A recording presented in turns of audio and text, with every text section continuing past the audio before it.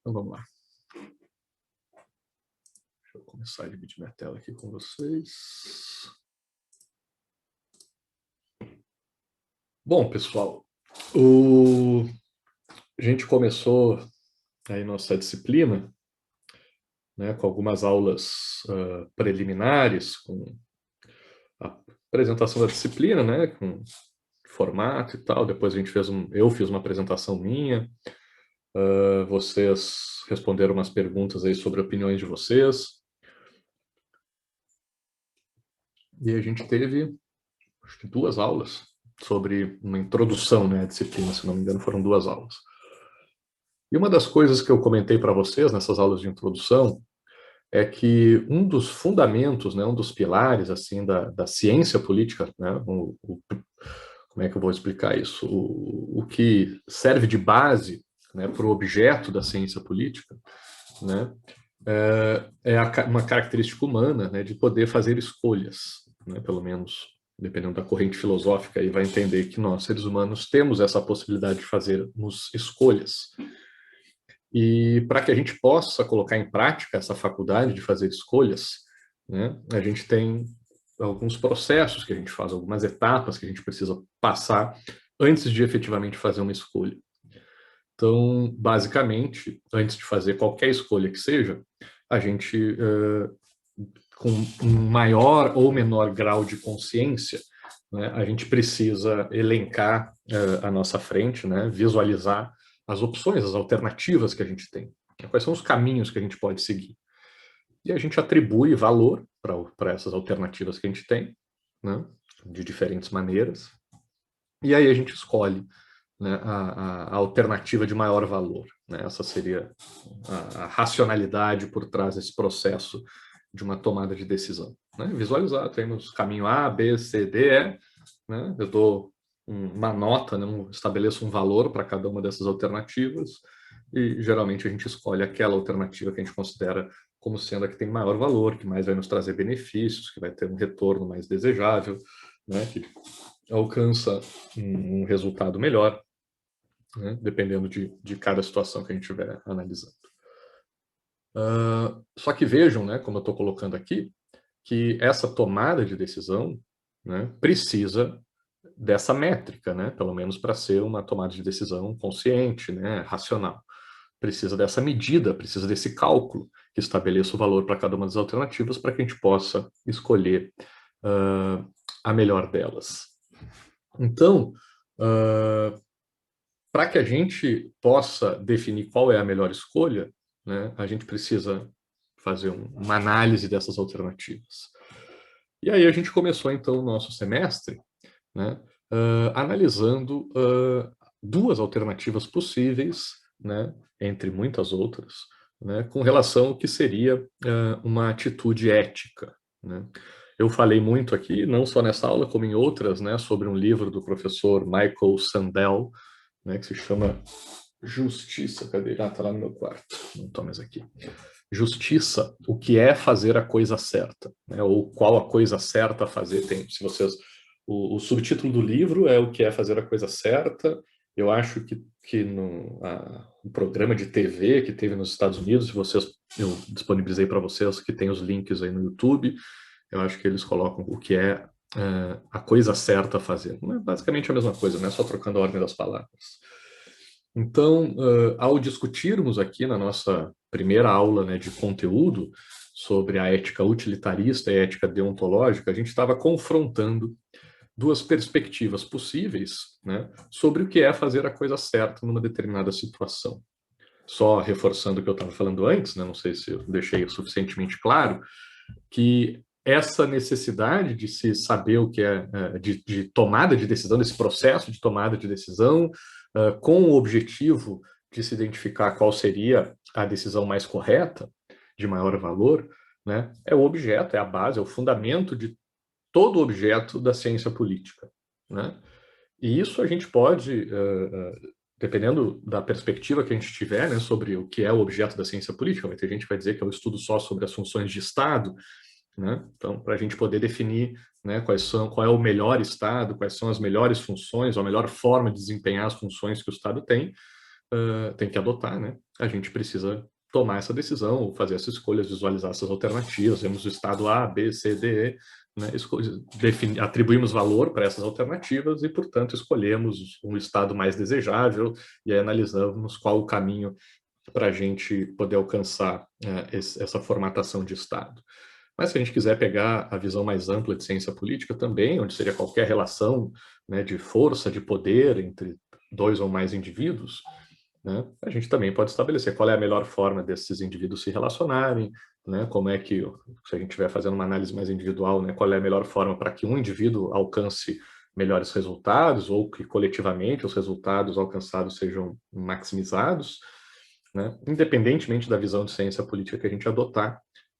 Esse processo de definição de alternativas, de atribuição de valor e de escolha, né, da melhor alternativa encontrada, faz parte, é um fundamento. Se não houvesse isso, né, se nós não fôssemos humanos, né, com essa capacidade de fazer escolhas e só houvesse um caminho possível, né, seja ele o melhor, o pior, o intermediário, tanto faz, mas se não tivéssemos a capacidade de fazer escolhas, não faria sentido a gente estudar a ciência política. Não faria sentido a gente estudar as relações de poder entre os indivíduos ou a forma de organização do Estado, porque só haveria uma forma de relação entre os indivíduos e só haveria uma forma de organização do Estado, né? Como a gente tem mais de uma alternativa possível, né, a gente tem esse objeto de estudo, então, para a ciência política. A mesma coisa vale para a ética, né, se a gente for estudar ética, o que quer fazer a coisa certa, o que quer fazer a coisa errada, para o direito, né, o que é legal, o que é ilegal, o que é crime, o que não é. Também a gente precisa desse conceito aí de possibilidade de tomada de decisão, de fazer escolhas, de atribuir valor. E o primeiro dilema, né, que a gente se propôs aqui nessa disciplina é essa contraposição entre a ética utilitarista e a ética deontológica, onde a gente trabalhou lá os exemplos do bondinho, né, se seguia reto, matava 5 pessoas, se virava para o trilho de baixo, matava só uma, se empurrava o cara da ponte para segurar o bondinho, né, matando uma pessoa, mas salvando 5. Depois fomos lá para os exemplos do hospital, né, se a gente opera e salva 5 pessoas ou só uma, né, se a gente mata um indivíduo saudável, né, para pegar os órgãos desse indivíduo e transplantar para 5 pessoas que precisam. E depois analisamos aquele exemplo real, porém distante da gente, né, no tempo e no espaço, né, porque foi lá no meio do Oceano Atlântico e século XIX, se eu não me engano, XVIII, onde tivemos aquela situação dos náufragos, né, onde depois de mais de 20 dias, quase 30 dias lá sem comer, eles acabaram escolhendo por matar, né, o indivíduo lá, o Peter Parker, que estava já meio mal das pernas, e os outros 3 sobreviventes se alimentaram do corpo e do sangue dele durante alguns dias até serem resgatados, né, e alegaram depois estado de necessidade, né, teve todo o caso na corte britânica discutindo isso, né, esse assassinato seria justificável pelo estado de necessidade ou se não seria assassinato mesmo assim. Fundamentamos, né, essa nossa discussão aí no Bentham, no utilitarismo do Bentham, né, no imperativo categórico do Kant aí como exemplo deontológico, e passamos basicamente, né, a analisar o que a gente usa como referência para saber o que é certo se fazer numa determinada situação. E qual é a diferença entre essas duas perspectivas principais? Qual é a diferença principal entre essas duas perspectivas? É que a ética utilitarista vai avaliar as consequências de uma ação, enquanto a ética deontológica meio que vai avaliar as intenções por trás dessa ação, né? Então, eu usei muito semestre passado, né, na discussão sobre isso, acho que mencionei também com a turma de vocês, mas não custa lembrar, um caso que a gente teve aqui no Brasil, eu não me lembro o estado, acho que foi Mato Grosso, onde um grupo de jovens aí se reuniu na casa de uma menina, os pais estavam presentes, estavam com armas, o pai dessa menina aí, onde se reuniram na casa, ele tinha algumas armas, e acho que o namorado da menina também tinha levado uma outra arma para a casa dela, estavam lá limpando, mexendo nessas armas, não se sabe bem o que aconteceu, como é que era o contexto, e aí, numa determinada situação, a amiga da menina essa que era dona da casa, foi para o banheiro, a amiga, que era dona da casa, meio que foi atrás, com um case, né, com uma embalagem lá de uma das armas, e não se sabe daí direito o que aconteceu. O fato é que a arma disparou em algum momento, acertando a menina que estava visitando a amiga, que tinha ido no banheiro, no rosto, levando essa menina à morte. E aí se discutiu muito sobre isso, o que tinha acontecido. né? E algumas hipóteses foram levantadas. Por um lado, né, se levantou a hipótese de que a menina, a dona da casa, quis matar a amiga. Sei lá, tinha inveja, tinha alguma briga, alguma razão, alguma disputa com a amiga, né? A amiga entre aspas nesse caso, e foi lá e pegou a arma e pum, atirou na cara da guria, né? Com o objetivo de matar. Outra hipótese é de que essa menina, dona da casa, né, tenha tido a infeliz ideia de fazer uma brincadeira com a amiga e assustar ela com a arma quando a amiga estava saindo do banheiro e foi dar um susto, fingir que foi dar um tiro, só que o negócio deu errado, né, ela agiu com imperícia, né, não soube agir de forma precisa, ali, não soube usar direito a arma acabou disparando e acabou matando a amiga. E outra tese seria de que não, de que foi a tese que a menina que sobreviveu, né, que acabou levando à morte da outra, defendeu, é de que ela estava indo guardar a arma e a arma acabou disparando acidentalmente e acertou a amiga. Então não teria intenção nem de brincar, nem de matar, né, nem de brincar, e que foi um acidente simplesmente, né, não houve intenção nenhuma. E eu me lembro que eu vi as reportagens sobre esse caso e parte da reportagem eram entrevistas com a mãe, principalmente, da menina que morreu. Aí a menina contando, elas viviam no mesmo condomínio, né, na cidade delas, que eu não me lembro qual era. E aí a mãe chorando, né, contando a história da filha, e a gente fica pensando, mais, né, quem tem filho que nem eu, fica pensando, pô, o que adianta? Qual é a diferença que faz para a mãe da menina, né, véio, que morreu, que perdeu a filha? Acho que era filha única, se eu não me engano. Qual é a diferença que faz? Né? Se a menina lá quis brincar, se a menina não tinha intenção nenhuma, ou se a menina quis efetivamente matar a filha dela. Para a mãe da menina, que ela não tem mais a filha agora, não faz diferença nenhuma, pelo menos para esse aspecto. Né? Ela perdeu a filha, ela está sem filha, a filha dela está morta e não vai mais voltar. Então, nesse aspecto, né, o que interessa para a mãe dela, pelo menos sob essa perspectiva, é a consequência dessa ação. Ética utilitarista. Olha, morreu. Não interessa as intenções por trás disso. A menina está morta, a mãe vai ficar sem a filha e não tem muito o que fazer. Não faz diferença nenhuma para a vida da menina que morreu, né? A intenção da amiga.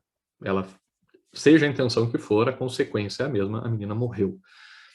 Por outro lado, né, ainda mais para nossa vida em sociedade, né, é importantíssimo a gente entender a intenção da menina.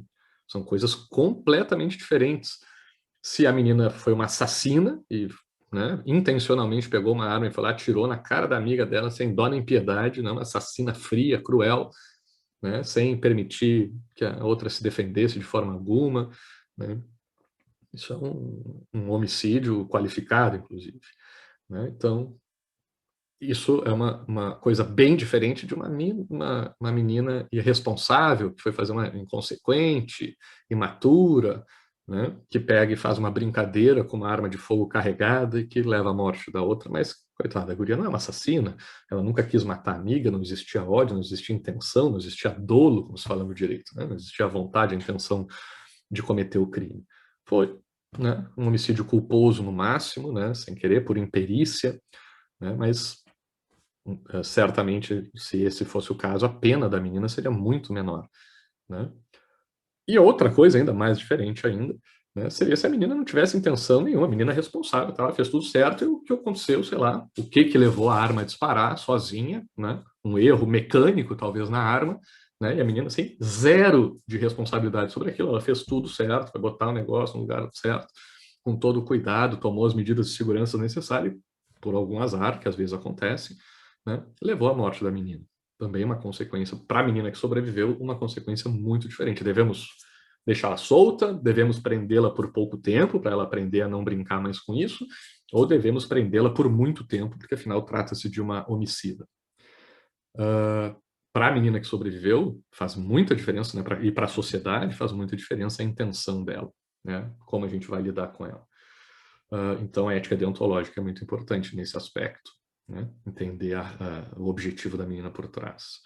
Por outro lado, né, a ética utilitarista, que trata mais das consequências, né, é fundamental para a mãe ou para a menina que morreu, né, porque a vida dela acabou independentemente das razões.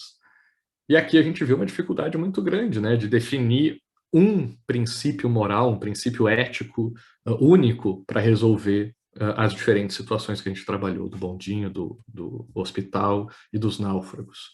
né? Então, a gente percebeu aqui nessa nossa primeira discussão sobre o que é o certo se fazer numa determinada situação, o que a gente considera ético se fazer numa determinada situação, que é complicado a gente fechar um princípio único, né? Uma regra, uma fórmula única que nos diga qual é a coisa certa para se fazer numa determinada situação.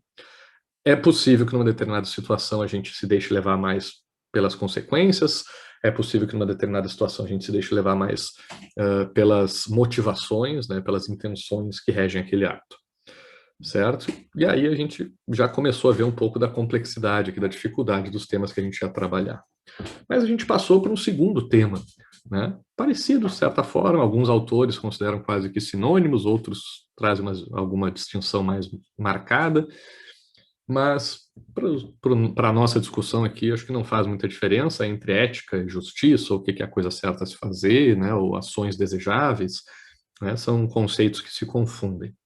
Mas aqui a gente pegou um recorte completamente diferente.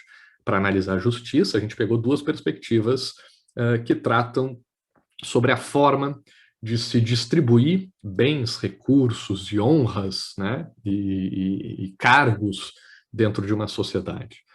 Então, na sociedade em que a gente vive, qual a gente acha, acredita que é a forma mais justa de se distribuir recursos materiais, recursos imateriais, né, entre os indivíduos que compõem a nossa sociedade? A gente deve distribuir esses recursos, sejam eles quais forem, né, dando mais para aqueles que mais merecem, para aqueles que mais contribuíram, para aqueles que mais fizeram por merecer, ou para aqueles que mais têm potencial de gerar um retorno desejado para a sociedade, né? Ou não. A gente deve distribuir esses recursos, né, procurando corrigir as diferenças, né, que a natureza já nos coloca, que a sociedade já tem de forma natural, e, portanto, privilegiar a destinação desses recursos para aquelas pessoas que mais precisam, que menos têm, né?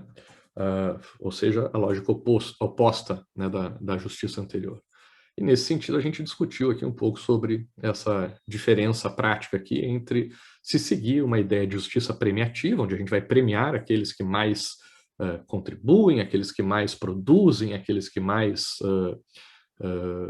trazem coisas desejáveis para a nossa sociedade, né? Ou a gente vai usar a justiça como uma ferramenta de correção de distorções que a nossa sociedade tem, seja por fruto social, ou seja, por origem natural, né? Seja qual a razão dessas diferenças, não interessa, né, nesse ponto aqui. Mas o que nos interessa aqui é a gente pensar na justiça como uma ferramenta de correção dessas injustiças, né, dessas distribuições desiguais dentro da sociedade, procurando, né, ajudar aqueles que menos têm, procurando diminuir as desigualdades dentro de uma sociedade. E aqui, de novo, a gente viu, né, que, olha, por mais, como a gente viu aqui nas nossas primeiras aulas, que a gente tem uma tendência maior aqui dentro da nossa turma a termos visões mais de esquerda, e dentro da esquerda a gente sabe, né, que estaria relacionado aí a uma visão mais compensatória, né, nesse conceito de justiça, de procurar defender os mais necessitados, que mesmo para uma pessoa de esquerda, não vai ser sempre que a gente vai defender a lógica da justiça compensatória, né? Se eu pegar aí o campeonato de futebol, né, ninguém vai dizer para a gente dar uma taça de campeão para todos os participantes, porque não é esse o objetivo do esporte, né?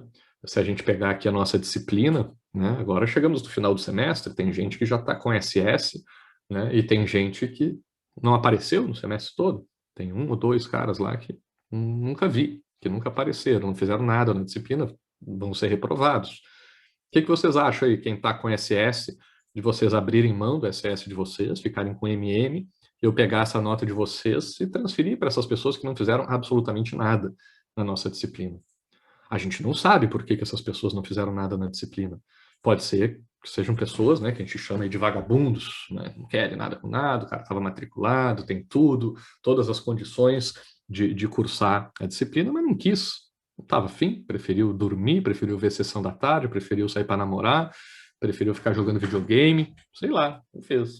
O cara não estava interessado na disciplina. Pode ser por isso. Por outro lado, pode ser que a pessoa não tenha conseguido participar porque não tinha condições de acessar a turma, não tinha computador, não tinha acesso à internet, ou teve que trabalhar porque a família estava passando necessidade, especialmente agora na pandemia, porque ficou doente, né, porque teve algum problema, teve que ajudar alguém doente na sua família. A gente não sabe as razões que levaram essas pessoas a não poderem participar da turma, da disciplina, né? Então, o que vocês acham, quem tem SS, de eu tirar a nota de vocês e passar para essas pessoas? Não dá nem para a gente saber, né? Porque eu imagino que vocês, quem defende a justiça compensatória, defenderia que transferisse, se não fosse o caso do vagabundo, né? Se o cara não ficou lá jogando videogame enquanto vocês participavam da disciplina. Duvido que alguém vai abrir mão da sua nota, né, para dar para alguém irresponsável que não estava afim de fazer nada. Agora, se fosse o caso de alguém que teve dificuldade, umas pessoas mais empáticas, mais solidárias, mais fraternas, talvez sim aceitassem usar a lógica da justiça compensatória. Mas seria por solidariedade, seria por uma iniciativa, uma lógica, né, de empatia, aqui, né, de se colocar no lugar do outro, entender os problemas do outro. Por quê?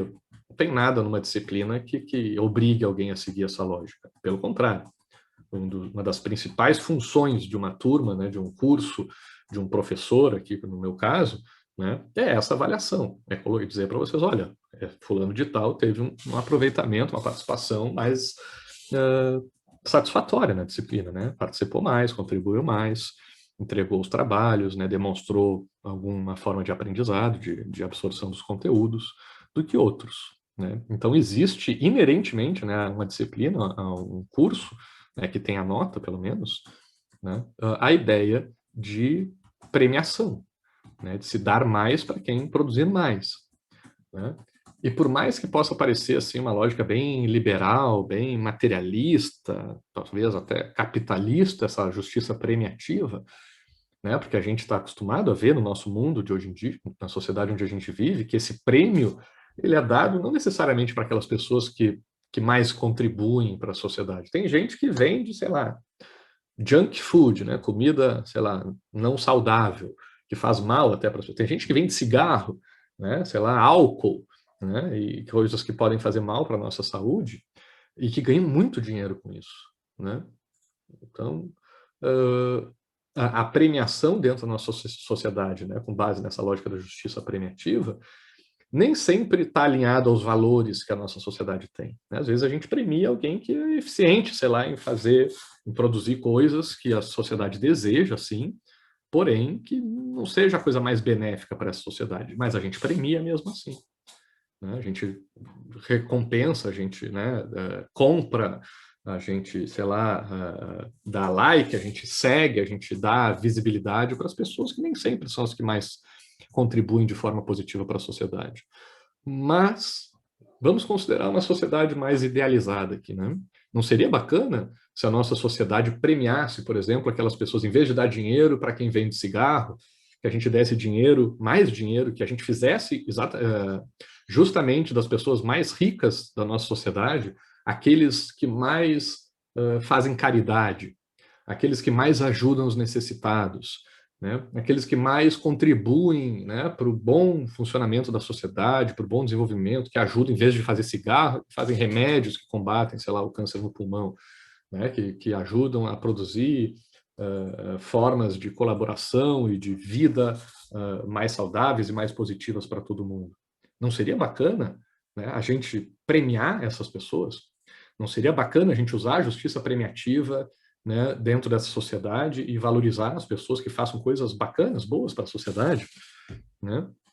Sim, mas ao mesmo tempo, se a gente tem pessoas passando fome, se a gente tem pessoas que não têm onde morar, se a gente tem pessoas que morrem de frio, ou de calor, sei lá, ou de qualquer desnutrição, de falta de água, saneamento básico, qualquer coisa, né, que a gente considera como condições mínimas, básicas de dignidade, né? Será que também não vale uma justiça compensatória, independentemente da razão que levou as pessoas a não terem comida, não terem roupa, não terem casa, né? Mesmo que seja alguém vagabundo, como a gente falou aqui dos alunos, né, que não fizeram nada, será que mesmo assim não seria bacana a gente ter uma sociedade onde interessa o que levou a pessoa a perder tudo, né? Que a gente tivesse mecanismos de proteção, né, e mecanismos de justiça compensatória que ajudasse aquelas pessoas que menos têm dentro da nossa sociedade?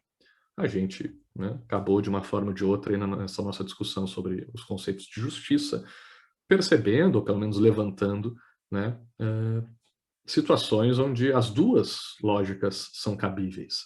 Então, mais uma vez, aqui ficamos, né, com um dilema sem resposta. Não conseguimos sair daqui com uma definição de, olha, justiça premiativa é melhor, não, justiça compensatória é melhor, apesar de, claro, né, vocês colocaram nos trabalhos, nos argumentos escritos de vocês, sempre uma conclusão, várias vezes vocês acabavam dizendo, olha, não, eu prefiro um lado porque eu penso dessa forma, né? Algumas vezes vocês disseram, não, fiquei em cima do muro, não consigo me posicionar, né? Mas mesmo quando vocês conseguiam se posicionar, me pareceu que vocês faziam isso pensando numa situação específica ou num conjunto de situações específicas, né? Porque se a gente pega esse todo, eu duvido que alguém defenda sempre justiça compensatória ou defenda sempre justiça premiativa, né? Acho muito difícil disso acontecer. E me parece, a impressão que eu tenho, é de que se alguém fizer isso, vai estar, né, deixando de lado, né, ignorando um lado muito importante, né, uma parcela muito importante aqui dessa discussão sobre justiça. Seja o lado que a pessoa estiver defendendo, se ignorar o outro lado, vai estar tendo uma visão muito parcial desse conceito de justiça aqui que a gente está trazendo. Mas beleza, esses dois primeiros aqui, né, ética e justiça, a gente tentamos de alguma forma definir, achar um princípio geral do que é ético, um princípio geral do que é justo, não conseguimos, né? Podemos ter ficado tendendo mais para um lado do que para o outro em cada um desses temas, mas acho que não vi ninguém aqui defender que um deles resolve sempre todos os problemas. E a gente continua, disse, bom, então vamos ver alguns outros conceitos mais específicos. Em vez de tentar achar princípios gerais, vamos discutir valores, né? Vamos pegar ideias, né, que sirvam de base, alguns princípios mais específicos aqui, e vamos ver como é que eles funcionam. E a gente começou com o valor da liberdade, né, que a gente viu aí que geralmente a gente associa aí ao pessoal de direita, né, as pessoas mais individualistas, que pensam mais em si, né, não sei se isso corresponde à realidade, mas, né, muitas vezes essa associação é feita. E a gente foi discutir, então, né, o valor da liberdade.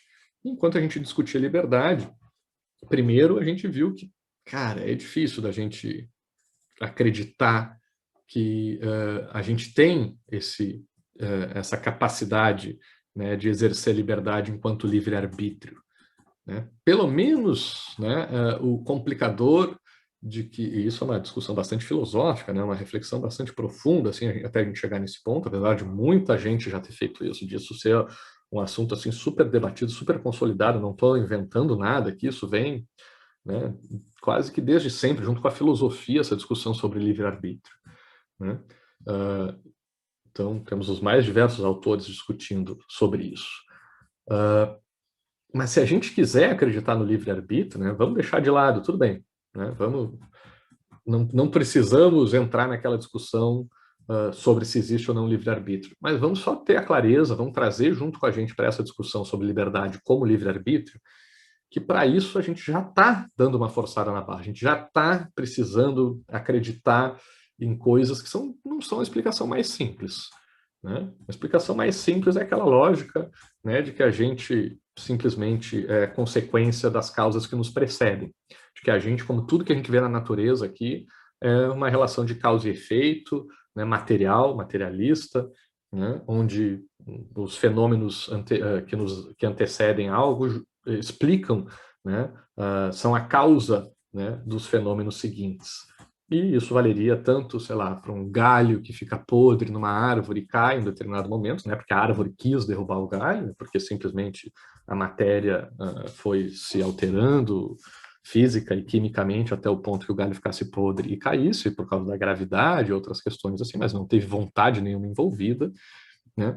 Mas isso também valeria, né, para animais mais simples, se a gente pegar uma formiga, né, uma abelha, que são sociedades como é que eu vou dizer, com um número grande de indivíduos, mas que têm atividades, né, funções muito bem definidas para cada um dos indivíduos. A gente não vê muita liberdade numa formiga ou numa abelha. Né? A gente justamente até classifica os tipos de formiga, o tipo de abelha, com base nas suas funções, né? Abelha guerreira, abelha rainha, abelha, sei lá, que defende, a colmeia, a abelha que pega, que faz o mel, né? Não sei o nome das abelhas, mas eu sei que, né, as formigas também, cada uma tem a sua função dentro da sua sociedade. E não tem muita liberdade para isso, né? Cada indivíduo vai fazer a sua função, né, com o máximo, sem definir. Não, eu nasci abelha guerreira, mas eu quero virar abelha rainha. Não rola isso entre as abelhas, entre as formigas.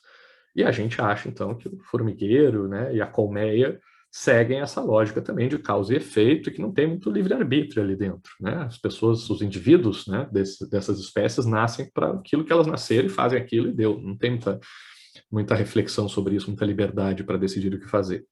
Quando a gente olha para animais um pouco mais, digamos assim, próximos de nós, né, mais complexos, digamos assim, também, sei lá, um cachorro, um gato, né, a gente pode começar a trazer elementos mais de liberdade, de visualizar aí essa função, essa capacidade do livre-arbítrio, né, de fazer escolhas aqui também.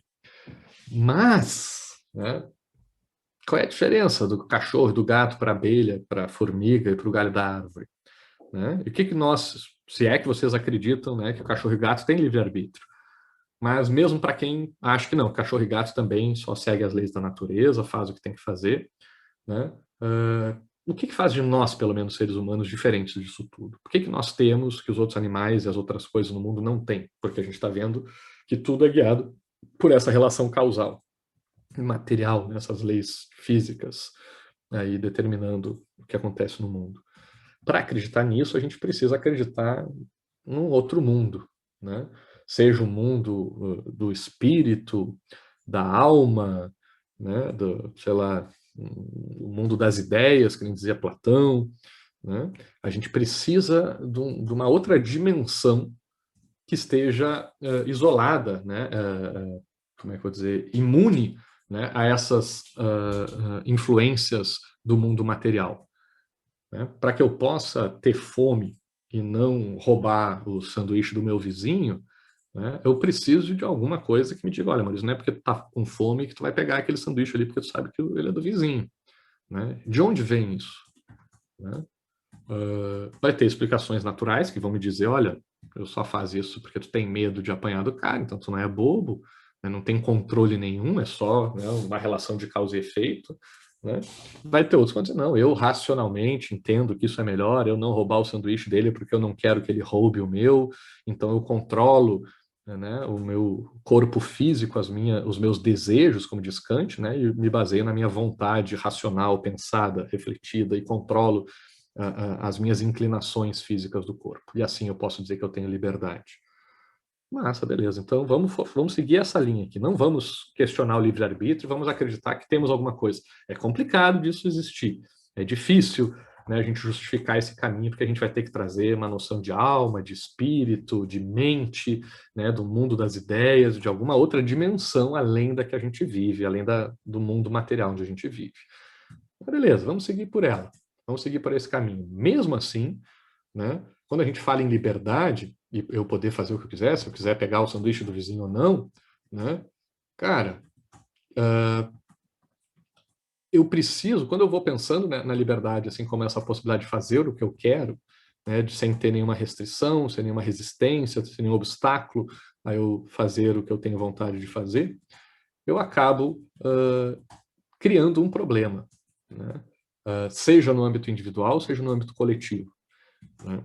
Se eu quiser fazer isso individualmente, né, essa minha liberdade, eu gosto de comer sanduíche. Né? Nossa, me dá um prazer quando eu como sanduíche, acho delicioso, né? Sei lá, me faz muito bem.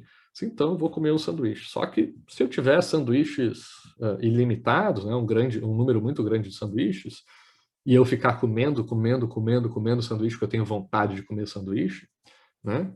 Uma hora esse sanduíche vai começar a me fazer mal. Uma hora eu vou ter comido o sanduíche demais. Eu estou falando de sanduíche, mas eu podia estar falando de água. Né? Se eu achar que beber água me faz bem, me dá prazer, porque mata a minha sede, se eu beber água demais, uma hora eu me afogo. Né?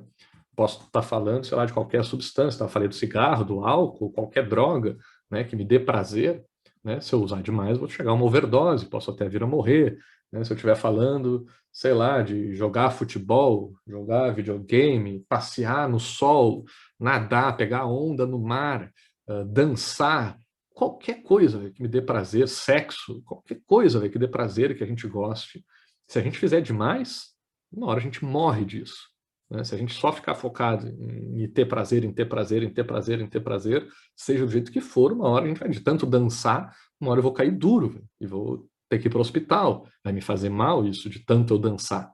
Né? De tanto usar uma droga, de tanto nadar no mar, de tanto ter relação sexual, seja o que for, uma hora vai começar a me fazer mal. É o exercício dessa minha liberdade na busca pelo prazer. Então, mesmo no âmbito individual, é necessário que eu ou alguém coloque um limite para essa minha liberdade de ação. Porque se eu ficar buscando prazer ou buscar alguma coisa qualquer em exagero, eu vou acabar fazendo mal a mim mesmo. E posso acabar com essa minha possibilidade, inclusive, de ser livre, com essa minha possibilidade do exercício da minha liberdade. No âmbito coletivo, social, ainda mais, né? Porque não só comigo existe essa necessidade de limite, né? Mas também porque, para que haja liberdade, socialmente falando, é necessário que um indivíduo respeite, né, a fronteira da liberdade do outro. Né? Então, a minha liberdade de querer comer o sanduíche do vizinho vai tirar a liberdade dele de comer o sanduíche dele que ele tinha deixado ali em cima da mesa. Né? Então, para que a gente possa falar de liberdade, né, acreditando já no livre-arbítrio, tá, pessoal? Já estou dando uma chance aqui para a discussão sobre liberdade. Vou dizer, beleza, vamos acreditar que existe liberdade. Tá? Mas, filosoficamente, é muito difícil que ela exista. Mas vamos acreditar que ela existe. Né? Se eu acredito que ela existe, seja no âmbito individual ou no âmbito coletivo, essa minha liberdade precisa de limites. E esses limites podem vir de fora, alguém me impor esses limites, meu vizinho dizer, olha aqui, Maurício, não passa aqui da minha cerca, porque senão chama a polícia, eu te dou um tiro, solto o meu cachorro, sei lá. Né? E aí ele impõe essa autoridade dele, de meu vizinho, de respeitar o território dele, de que eu não posso ir lá pegar o sanduíche dele. Mas pode também ser uma autoridade interna, né? A própria pessoa estabelecer esse limite, né? Servir como uma autoridade para ela mesma. Né? É curioso aqui, uma das coisas que a gente não discutiu, e acho que até estou pensando em trazer mais para a discussão, falamos muito pouco sobre isso, quando a gente falou sobre Estado, a ideia de anarquismo. Né? E a lógica anarquista, né, não é, eu acho até engraçado a minha sogra, quando ela brinca com meu filho aqui, ela fala assim, quando ela quer dizer que meu filho gosta de fazer bagunça, mas, tu gosta de fazer anarquia, né, como se anarquia fosse sinônimo de bagunça, de caos. Né? Mas quando a gente estuda teoricamente, pelo menos, nas ideias anárquicas, a gente percebe que anarquismo, claro, tem uma variação aí dependendo da corrente que a gente pegar, mas que o anarquismo traz em si, sim, uma ideia de limite de autoridade, de respeito, porém não externo, não exterior. Né? A ideia de que cada um tem esse bom senso, essa consciência de até onde pode exercer a sua liberdade, a tal ponto é essa autoconsciência que não é necessária a figura do Estado, da polícia, né, da justiça, para nos controlar, porque cada indivíduo teria essa autoconsciência. Né? Que seria uma forma de auto-autoridade, né? De autoimposição de limites à sua própria liberdade. Tá? Então, se a gente quiser aqui discutir liberdade, beleza, aqui a gente dá para falar de liberdade, mas é curioso que quando a gente fala desse valor liberdade, mesmo acreditando que existe o livre-arbítrio, né? Para que a gente vá implementar ele, colocar ele na prática, né? Porque isso não é fácil, cara, é fazer o que eu quiser, está lindo. Tá, tem um conceito de liberdade, liberdade é fazer o que eu quiser. Como é que eu pratico isso? Como é que eu implemento? Como é que eu coloco isso, né, em prática, na vida real? Aí eu não consigo ver como é que a gente consegue exercer liberdade sem trazer junto o conceito de autoridade. Aí são duas coisas, né, intimamente relacionadas, né? Uma diretamente relacionada à outra. Não tem como falar de liberdade sem falar de autoridade. E não tem como falar de autoridade sem falar de liberdade. Né? Porque para que serve a autoridade? Por que alguém impõe limite para outro? Né? Para que possa justamente viabilizar o exercício dessas liberdades individuais ou até coletivas. Tá? Então, mais um tema onde a gente sai aqui sem uma resposta, né? Sem dizer, cara, eu prefiro liberdade é o caminho, é só a gente seguir esse valor que é melhor do que o da autoridade. Né? Ou não, autoridade é o caminho, porque com a autoridade a gente... Não, uma inter-relação aqui, um ciclo onde a gente entra num, a gente vai parar no outro, aí esse outro nos leva de volta para o primeiro, né? E é uma coisa meio estranha, que não parecia com aquilo que a gente iniciou pensando, né? Que aqui a gente, analisando o valor da liberdade, a gente pudesse encontrar alguma coisa mais sólida, em cima da qual a gente pudesse estabelecer aqui alguma ideia inicial para que a gente encontrasse algum princípio de ética, né? De moral, de justiça. Mas, pelo visto, o valor da liberdade né, nos leva da autoridade e entra nesse ciclo, né, de retroalimentação, que não resolve muito o nosso problema. Então vamos tentar outro valor, vamos pegar o da igualdade. Bom, de novo aqui, igualdade começa com o mesmo problema da liberdade, porque ela não existe. Né? A mesma coisa, na prática, como é que eu vou falar de igualdade no mundo? Existem duas coisas iguais no mundo? Não.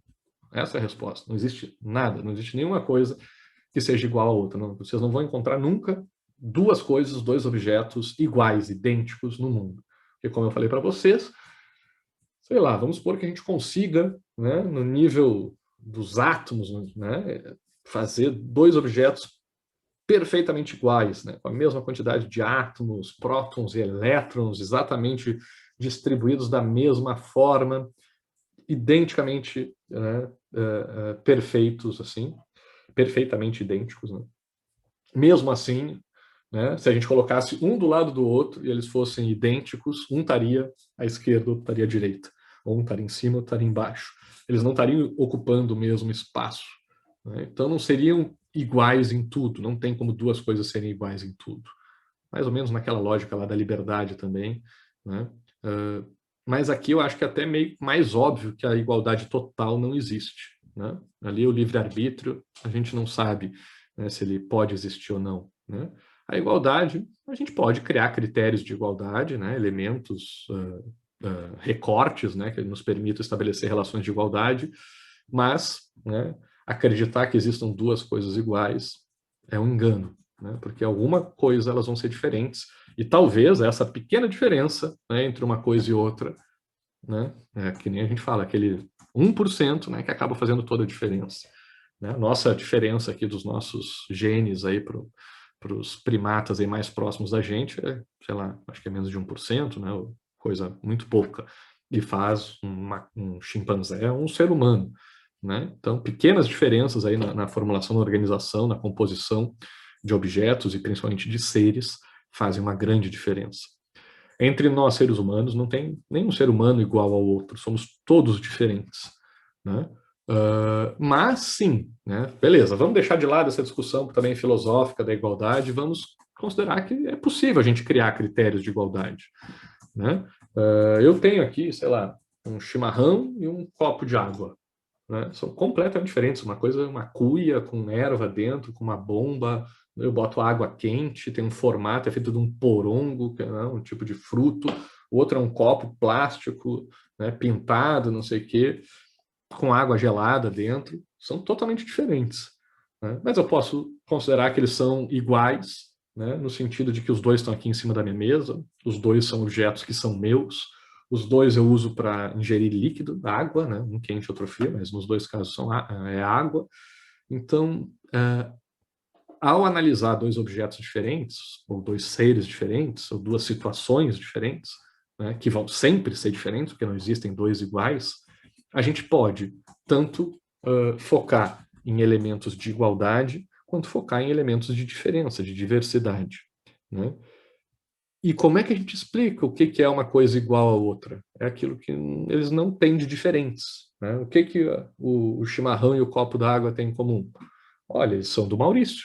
Né? Isso ele não é uma diferença. Então, a igualdade é o que não é diferente. Né? O que eles têm de igual? Eles também usam água. Né?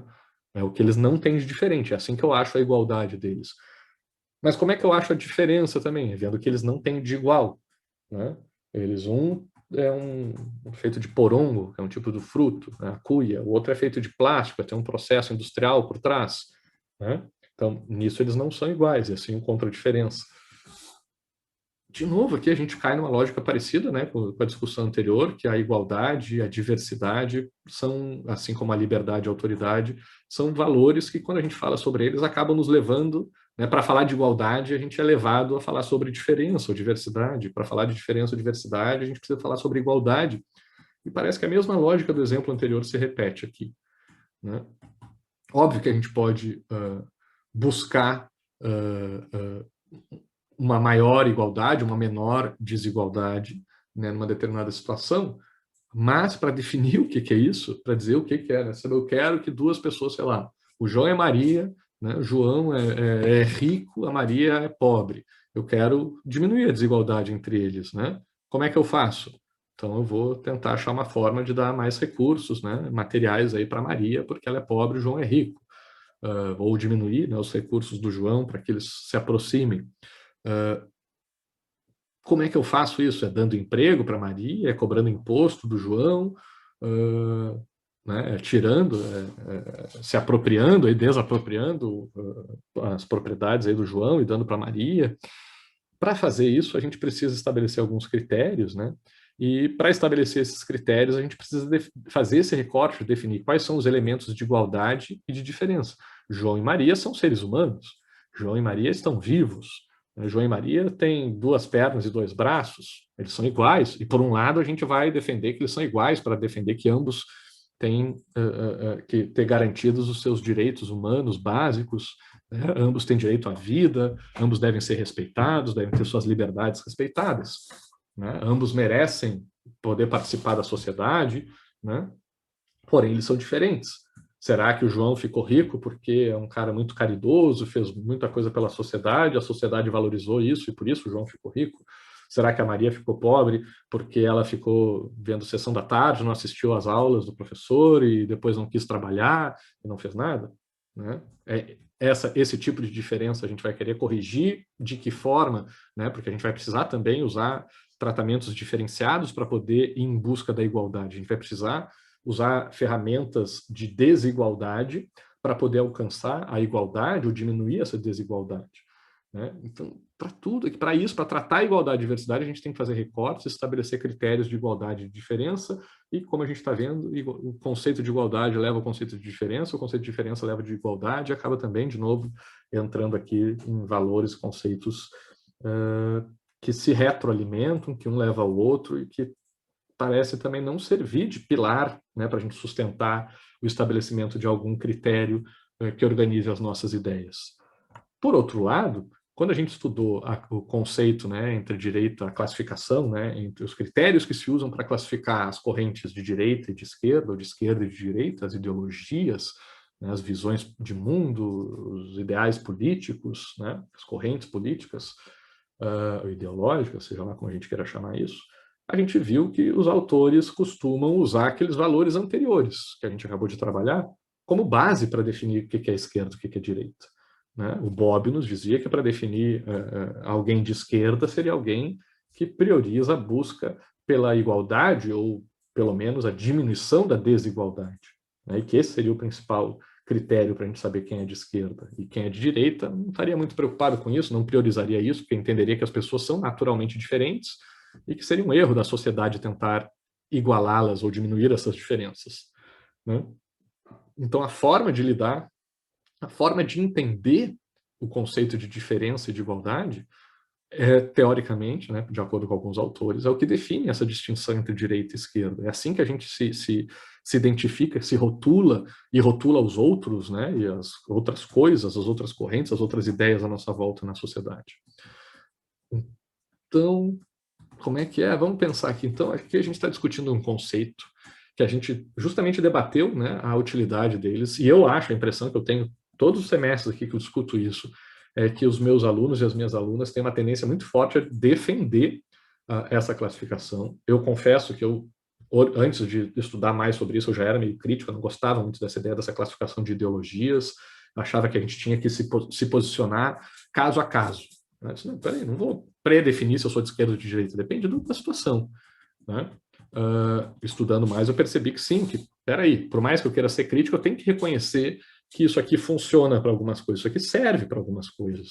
Né? Então, não é à toa que a gente usa isso desde, né, do século XIX, né, essa classificação entre esquerda e direita. Então, para alguma coisa ela serve, para alguma coisa ela funciona, por alguma razão ela está aí esse tempo todo, né? Mas também é passível de críticas. E quais são as críticas? Né? As críticas é de que, primeiro, ela se baseia em critérios diferentes. Né? A gente viu lá na Revolução Francesa, era monarquistas contra republicanos, depois, no século XX, eram comunistas e capitalistas, hoje em dia, sei lá, são conservadores, tradicionalistas e na pauta dos costumes, contra um movimento mais identitário, mais de diversidade. Né? Então, muda bastante o conceito, o significado dessa distinção entre direita e esquerda. de certa forma, eu concordo, acho que o Bobbio está certo, dizer, olha, quando se defendia lá monarquia e república, né, a monarquia era uma forma de Estado muito desigual. Né? Existe uma família real que está acima de todo mundo e o povão lá que é de outro nível. A república considera o Estado uma coisa pública de todos. Todos estão no mesmo nível. Então é um movimento pela igualdade ou pela diminuição da desigualdade. Né? Então é cabível essa visão do Bobbio. Quando a gente pega o conceito lá do século XX de comunismo ou capitalismo, o comunismo tem uma proposta, né, de tentar acabar com a luta de classes, de se ter uma classe só de indivíduos numa sociedade, de distribuição igualitária dos recursos. Então, comparado ao capitalismo, né, da acumulação de capital, de lucro, de propriedade privada, sim, também o comunismo é uma ideologia, né, uma corrente mais igualitária, né, ou menos desigualitária do que o capitalismo. Então, vale. Por mais que tenha mudado o conceito, essa explicação do Bobbio continua válida. Hoje em dia, eu já acho um pouco mais complicado, mas acho que ainda é válida quando a gente fala sobre a pauta identitária e dos costumes. Né? Mas aí já começa a ficar um pouco mais claro a dificuldade desse conceito. Por quê? Porque quando a esquerda passa a representar a defesa da valorização, do respeito, do reconhecimento, né, de grupos até então não reconhecidos como, sei lá, né, ou pelo menos não reconhecidos como merecedores dos mesmos direitos, das mesmas condições de todos os demais, né? Negros, mulheres, homossexuais, pobres, migrantes, né? Seja o grupo que for, dizer, olha, esses caras aqui, né, são diferentes, porém devem ser tratados como iguais. Tem aí, né, no fundo, de certa forma, né, a defesa da igualdade, né? Tratamento igual para pessoas diferentes. Mas eu confesso que eu já começo a ficar um pouco confuso, porque daí já começa para mim a ser também, ao mesmo tempo, né, não exclui a ideia de que é uma lógica que defende a diferença, né, que defende a diversidade, que vai dizer, olha, peraí, vamos respeitar os diferentes também valem dentro dessa sociedade. Não é que somos todos iguais, não, somos todos diferentes, mas devemos ser igualmente respeitados, devemos ter oportunidades iguais, né, ou aproximadas para todos e todas, né, vai ficando um pouco mais complicado. E eu já vi, eu comentei, acho que com vocês, né, nessa aula de direita e esquerda, eu já tive alunos meus que me disseram, olha, me considero de direita e eu não sou contra a diminuição das desigualdades. Né? Só tem outras pautas diferentes, eu tenho outras perspectivas, confesso que eu não consegui entender muito bem, me aprofundar muito, mas me marcou isso. Né? Alguém de direita vem dizer para mim, não, professor, isso aí que o Bobbio disse não me explica. Eu sou de direita, me considero de direita, mas o Bobbio não está explicando, eu não sigo esse critério do Bobbio. Né? E uma coisa que eu acho, né, eu nesses semestres aqui dando essa disciplina que eu tento encontrar, esse daqui é um dos pontos que eu mais reflito sempre sobre ele, nessa distinção entre direita e esquerda, o que é isso, né, esse processo histórico dessa classificação aí continuar valendo, apesar de toda a dificuldade de explicar o que ela significa. Né, eu confesso que eu tenho uma explicação minha, que eu acho incompleta também, como a do Bob, não resolve todas as situações, mas acho que é um pouquinho, dá um passinho a mais aí, né, pelo menos na minha visão, pega um pouco mais de contexto, de situações e serve para mais situações do que a explicação do Bob, simplesmente a igualdade e a desigualdade. Que é uma tentativa de explicar de onde vem essa explicação, esse conceito de igualdade e desigualdade, que vai lá nas raízes que o próprio Bobbio cita lá, do Rousseau e do Nietzsche. Né?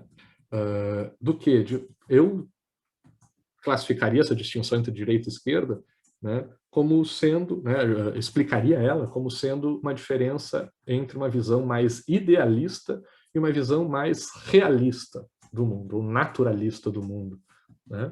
Uma visão mais natural. Para mim, quem é de esquerda são pessoas que procuram mudar a sociedade, que acreditam que exista uma sociedade ideal, mais desejável, e que é possível, sim, a gente lutar por ela. A gente tentar transformar o mundo que a gente vive no sentido de tentar ir para esse caminho dessa sociedade mais desejável. Tá?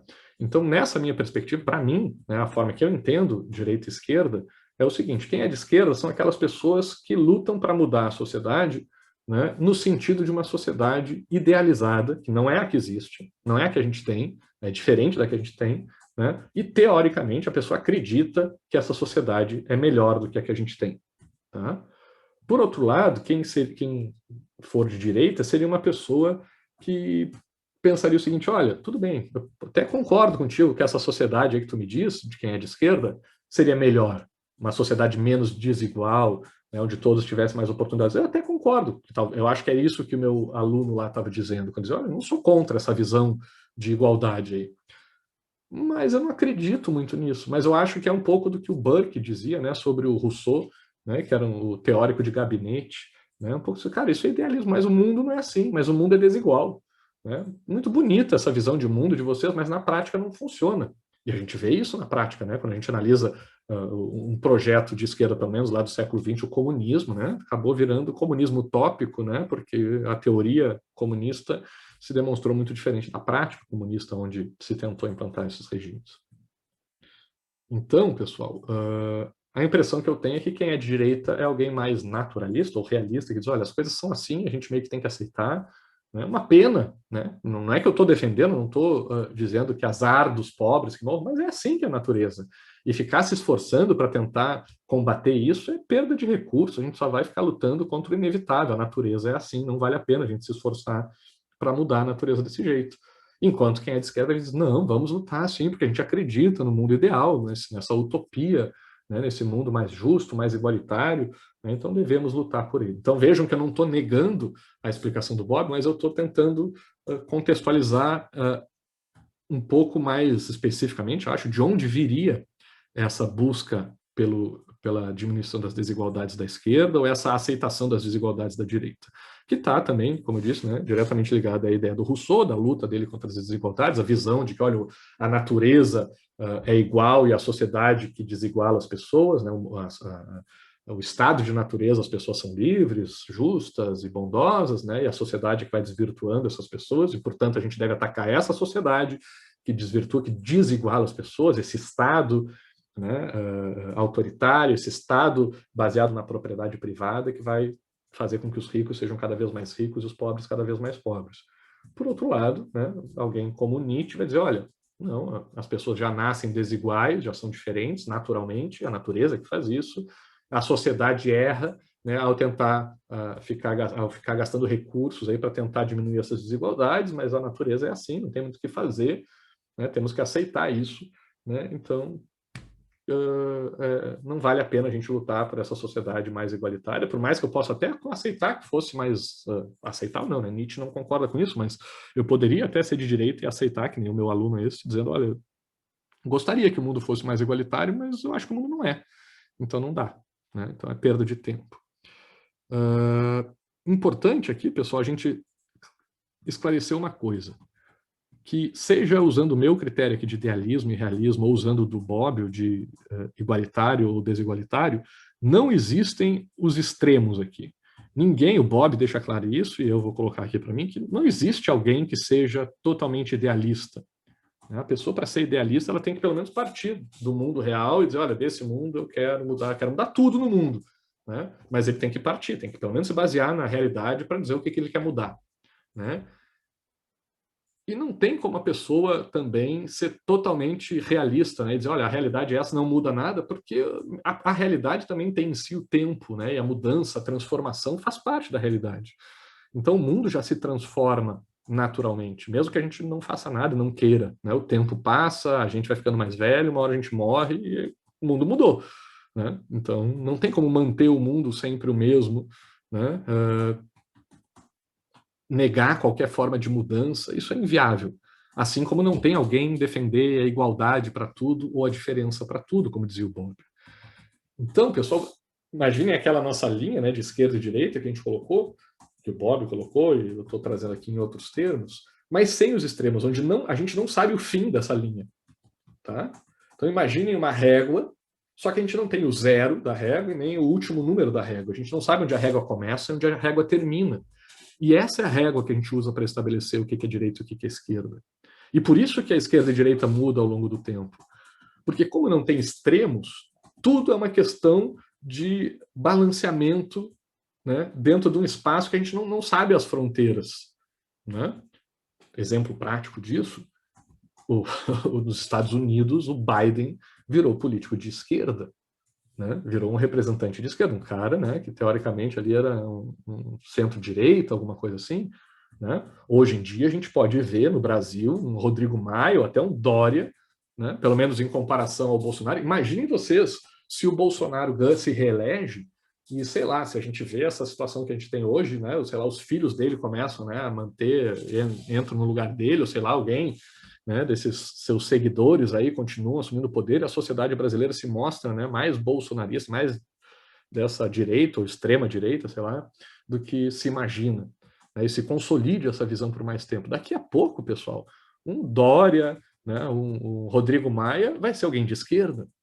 Né? Por quê? Porque a gente vai estar jogando a nossa régua mais para a direita, né? Abrindo, aumentando a nossa régua para a direita, e o que era antes de direita vai se transformando em esquerda. A mesma coisa pode acontecer no contrário. Né?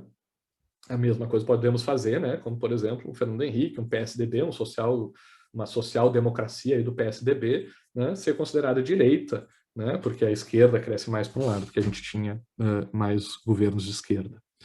Então, essa classificação de direita e esquerda é algo referencial, como a gente diz, né? Depende da referência que a gente usa, depende do que a gente está comparando para a gente saber o que ela é, né?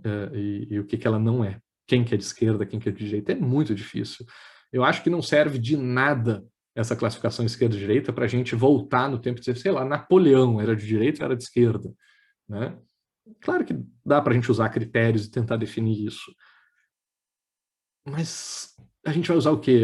Porque ele era republicano, monarquista, que era a discussão do seu tempo, a gente vai usar comunismo e capitalismo, a gente vai usar a discussão identitária de hoje em dia para classificar ele, dependendo do critério que a gente usar, ele pode cair num lugar completamente diferente, sabe? Então, eu acho que as coisas não são inerentemente de esquerda, ou as coisas, as ideias, as pessoas, os partidos, né, não são inerentemente de esquerda ou de direita. É o contexto onde elas se inserem é que vai colocar elas para um lado ou para o outro.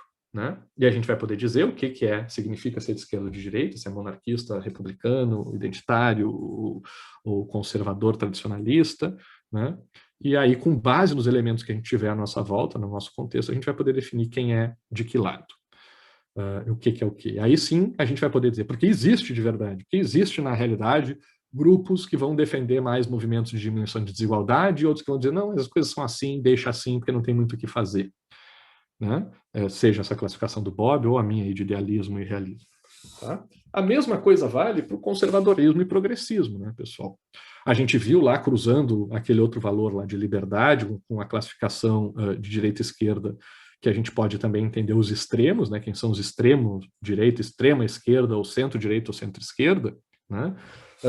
E que aí vai nos dar, né? Enquanto esquerda e direita, teoricamente, nos dá a substância, o conteúdo de alguma discussão, né? A utilização do critério da liberdade ou da visão democrática, né, que o Bob utiliza, vai nos dar a ideia do modo como isso é implementado, né? Como é que eu defendo esse conteúdo de esquerda ou de direita, se é com radicalismo de quem acredita que é dono da verdade absoluta, né? E aquilo é algo que deve ser imposto para quem não pensa da mesma forma, ou se não, né, se alguém vai ser mais democrático, mais liberal, mais de centro, e vai entender que por mais que eu possa ser de esquerda ou de direita numa determinada discussão, eu estou aberto para o debate, para a discussão com outras pessoas, para a pluralidade de ideias, porque eu entendo que essa discussão favorece, né, o aprimoramento dessa discussão de ideias, dessa reflexão. A mesma coisa no conservadorismo e no progressismo. Aqui a gente vai discutir o ritmo, né? Enquanto direita e esquerda é o conteúdo, a liberdade, a democracia, né? Os extremos ou o centro vai falar do modo que a gente discute esses assuntos, o conservadorismo e o progressismo vai falar mais sobre a velocidade, o ritmo em que a gente implementa essas mudanças ou essas não mudanças, né? Abrindo aqui para os seus extremos, né? Reacionários ou revolucionários, né? Mas, de novo, aqui a gente vai cair numa questão assim, de que, olha, de que serve essa classificação? Né? Como é que a gente se classifica com relação a isso? Né? A gente é sempre conservador ou sempre progressista, né, para tudo? Né? Ou a gente é mais vezes, né, quantitativamente falando, conservador, ou mais vezes progressista? Ou a gente é mais conservador nos assuntos que mais importam, é mais qualitativa a nossa análise, ou é mais progressista nas coisas que mais importam? é difícil. Também não vejo muita possibilidade de a gente classificar pessoas, ideias, partidos, ideologias, né, como um todo, propostas, seja lá o que for, de forma absoluta, como conservadores ou progressistas, mas, de novo, aqui a gente vai ter uma régua que funciona, né, que sim, tem umas pessoas que vão dizer, não, peraí, vamos conversar, vamos ver qual é que é, vamos com calma, outra dizer, não, cara, temos que mudar, esse negócio é urgente, vamos lá, temos que fazer isso acontecer, sabe, bola para frente, não dá para a gente ficar aqui onde a gente está. Então, outra classificação, outra distinção aqui, que acho que não funciona muito, por uma visão muito genérica, muito ampla, mas que sim, é super prática, é super funcional para questões específicas, é importante para a gente entender o mundo onde a gente vive, mas com recortes. Acho que não serve para generalizações, para chamar alguém de conservador ou de progressista, serve para muito pouco, né? Um partido como conservador ou progressista serve para muito pouco, como eu disse, né? Se fosse pegar aqui o conceito do Burke lá, de respeitar as instituições, de fazer mudanças mais devagar, eu posso dizer que o Boulos é um conservador politicamente, né, com base no Burke, porque ele não é um revolucionário, né, e o conservadorismo do Burke se opunha aos revolucionários da Revolução Francesa. O Boulos não está propondo Revolução Francesa no Brasil, está propondo mudança por dentro do sistema político democrático que a gente tem. Isso, de certa forma, é conservador, né, por mais que ele queira mudanças. Então, de que serve a gente classificar alguém como Boulos, assim, dizer que ele é conservador, né? Ou, em geral, não serve para muita coisa. Né? Mas se eu disser, olha, o Boulos tem lá, quando eu pergunto qual é a sua prioridade, Boulos, a minha prioridade é dar uma casa para todo mundo, né? Que todo mundo tem um mínimo. Porra, isso é mudança, velho. Isso é progresso. Isso pode ser até revolucionário, que pode mudar a lógica da nossa sociedade, né? Mesmo uma mudança de dentro do sistema, né? Mesmo não derrubando o sistema que a gente vive, pode mudar totalmente esse sistema por dentro, né? Transformando, revolucionando essa sociedade por dentro, né? É possível a gente entender o Boulos como revolucionário dessa forma. Sim, em comparação, sei lá, com o Dória, que vai dizer que é para a gente, né, atrair recursos internacionais, estrangeiros, para melhorar a economia, para depois de tudo isso começar a pensar em redistribuir, dar uma casa para alguém, né? A ideia que o Boulos defende para este assunto específico, comparada com a ideia que o Dória defende para esse assunto específico, a gente pode classificar uma como conservadora, outra progressista, uma reacionária, outra revolucionária. É possível. Dizer que o Boulos é progressista e que o Dória é conservador é uma redução. Pode até ser que essa generalização sirva para a maioria dos casos, mas não serve para todos. Vai ser falho em alguns momentos e pode ser problemático, né, para algumas coisas. Só que todas essas classificações aqui, o conservadorismo, o progressismo, o extremo, de centro, de esquerda ou de direita, né, são classificações que a gente usa para organizar a nossa estrutura política, a nossa discussão política, nossos partidos, o nosso voto, né, as nossas pautas na nossa sociedade, que definem o Estado e a sociedade onde a gente vive. E vão ser esses pontos, essa visão sobre a igualdade, sobre a desigualdade, essa pressa progressista, ou essa calma, essa cautela conservadora, né, que vão acabar definindo a defesa de um Estado mais liberal, um Estado mais social, né, que vão acabar definindo a forma com que a gente vai implementar essas políticas, que a gente vai pegar lá a nossa justiça premiativa e vamos premiar os mais ricos, né, os que mais contribuem para a sociedade, que é a lógica do Estado liberal, né? Só que é uma lógica meio capitalista de que quem mais contribui para a sociedade é quem produz coisas que os outros querem comprar. E aí esses caras ganham dinheiro e ficam ricos, seja lá o que isso for, né? Mesmo vendendo cigarro, a Philip Morris e a Souza Cruz podem ganhar muito dinheiro dentro do Estado liberal. Então, se baseando na justiça premiativa, né? Podemos aqui trazer também lá o critério da igualdade, da desigualdade, né? Que o liberal pode estar sendo desigual, dizendo, olha, tem gente que produz mais, tem gente que produz menos, né? Então, quem produz mais ganha mais, quem produz menos ganha menos, faz parte, a natureza é assim. Né? Pode ser mais realista, como eu coloquei lá, um cara que aceita o mundo como o mundo é, como a natureza é, com suas desigualdades. Né? Ou não, a gente pode defender um Estado social, né? Dizer, não, peraí, não aceito, né? Eu vou defender a justiça compensatória, eu vou dizer para a gente dar para quem mais precisa, eu vou defender esse Estado social com pressa, com urgência, porque eu estou falando de gente que passa fome, que não tem o que comer, que precisa de cuidados de médicos, de saúde e tal, educação.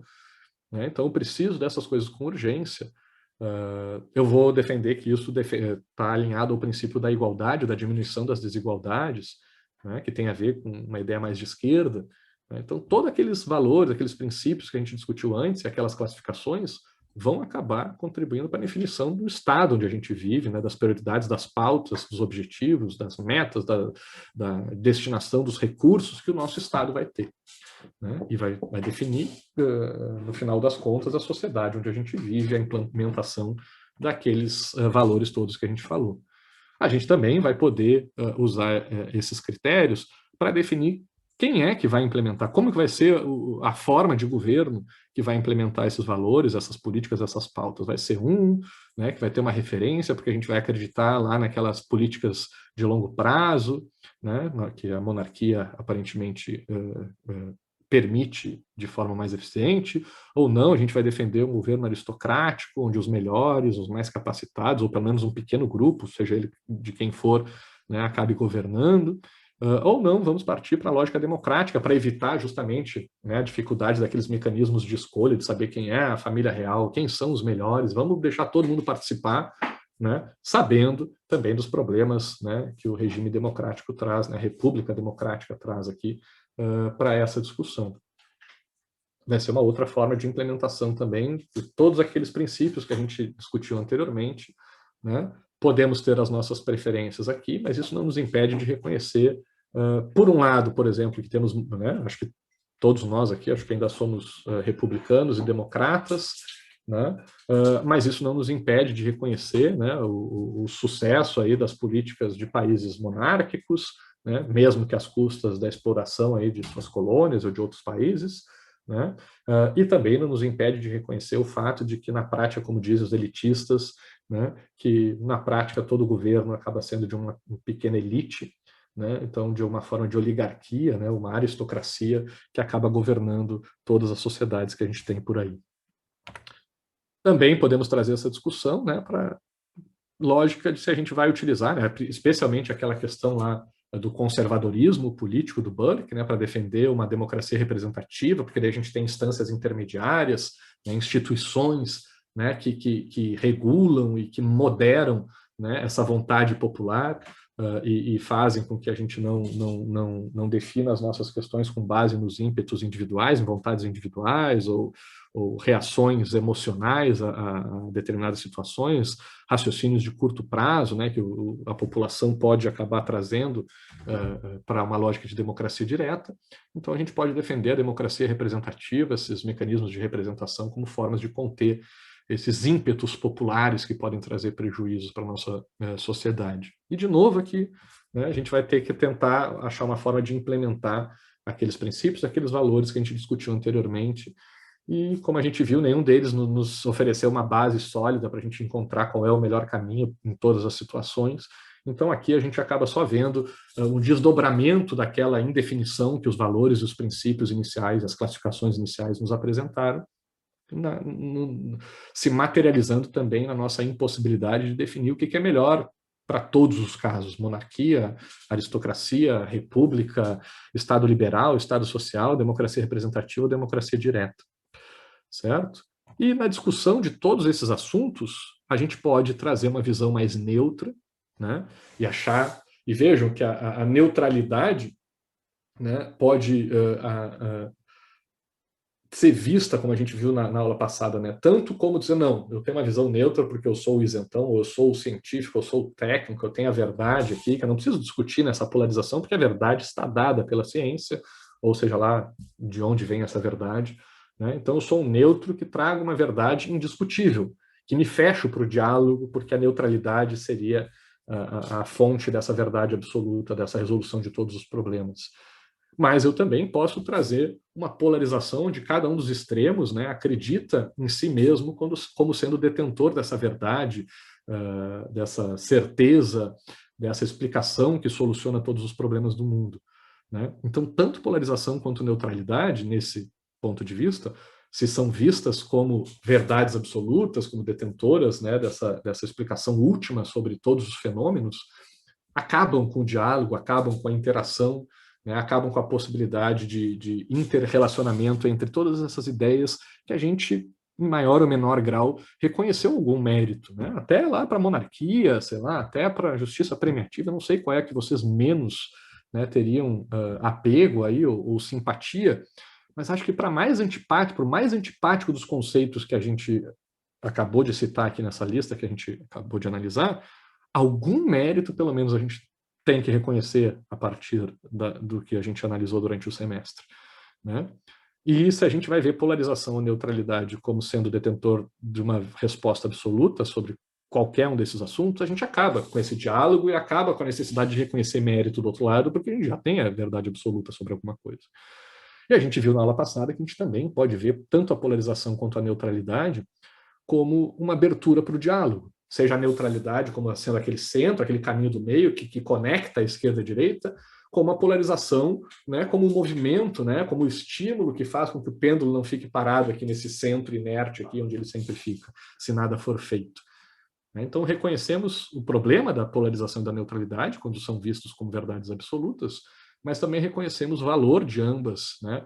Seja a neutralidade como viabilizadora do diálogo, seja a polarização como viabilizadora do movimento, né, da troca e da não estagnação. Por que isso, pessoal?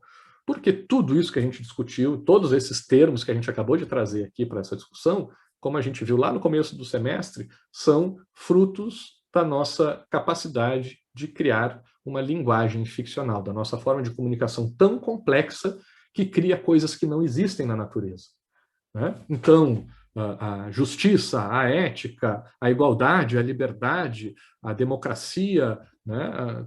Tudo isso que a gente discutiu até aqui são invenções humanas, são ficções, são obras de ficção, são conceitos fictícios criados por nós, não são mentiras, mas são invenções. Não foram coisas que nos foram dadas pela natureza, foram coisas que nós mesmos criamos. Elas existem, existem, né? Elas são reais, mas como dizem os existencialistas, seja Simone de Beauvoir dizendo que não se nasce mulher, né, torna-se mulher na sociedade, seja Sartre, né, dizendo que não existe uma definição sobre o ser humano, né, que a gente se define ao viver a vida, a linguagem ficcional segue no mesmo caminho, né? Não existe uma definição pré-estabelecida sobre democracia, sobre justiça, sobre liberdade, sobre igualdade, né? São ficções humanas, então somos nós que vamos dizer o que significa isso, assim como a gente viu muito claramente no esquerda e direita, né? Esquerda e direita têm significados, são reais, funcionam, mas somos nós que podemos dizer ao longo do tempo, em cada situação, o que isso significa, certo? E isso a gente pode fazer com todos os conceitos que a gente trabalhou, né? Porque são linguagens, são produto dessa capacidade humana de criar linguagens ficcionais, de criar ficções. E como a gente viu também lá no começo do semestre, isso é um resultado do que alguns autores dizem que nós, seres humanos, temos de diferente dos animais, como eu dizia lá no começo da aula de hoje, né? Que a gente tem a capacidade de fazer escolhas, né? E essa capacidade de fazer escolhas é porque a gente consegue ver, né, as alternativas A, B, C, D, E, consegue imaginar na nossa mente, né, o que é ir para um caminho, o que é ir para o outro, qual seria a consequência, e a partir também dessa ficção, que seriam essas hipotéticas escolhas desses diferentes caminhos, é que a gente atribui, né, um valor para cada um deles e acaba podendo fazer uma escolha, né, que seria o princípio da contingência para o Aristóteles, né? Ou, né, o uso, uma das formas de aplicação da linguagem ficcional do Harari.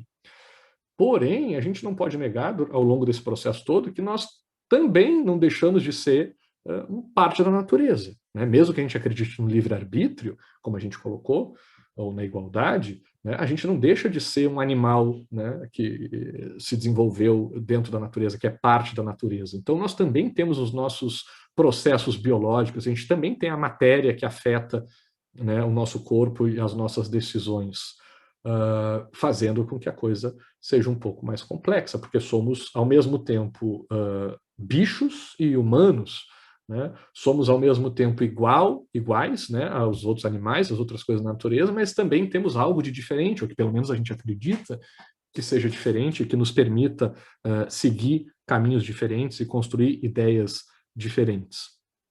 É por isso que eu acho, por isso que eu me considero alguém de esquerda, pessoal, pelo seguinte, porque, primeiro, né, na verdade, é muito difícil, né? Eu me considero de esquerda assim, depois de muita reflexão, tá? Depois de muito achar que eu era de esquerda, depois, não, peraí, sou de direita, não, peraí, sou de esquerda, não, peraí, sou de direita, depois de ver muita razão para eu ser de esquerda e muita razão para eu ser de direita, eu concluo que eu acho que eu sou de esquerda porque é isso que eu tenho de mais distinto do resto do mundo.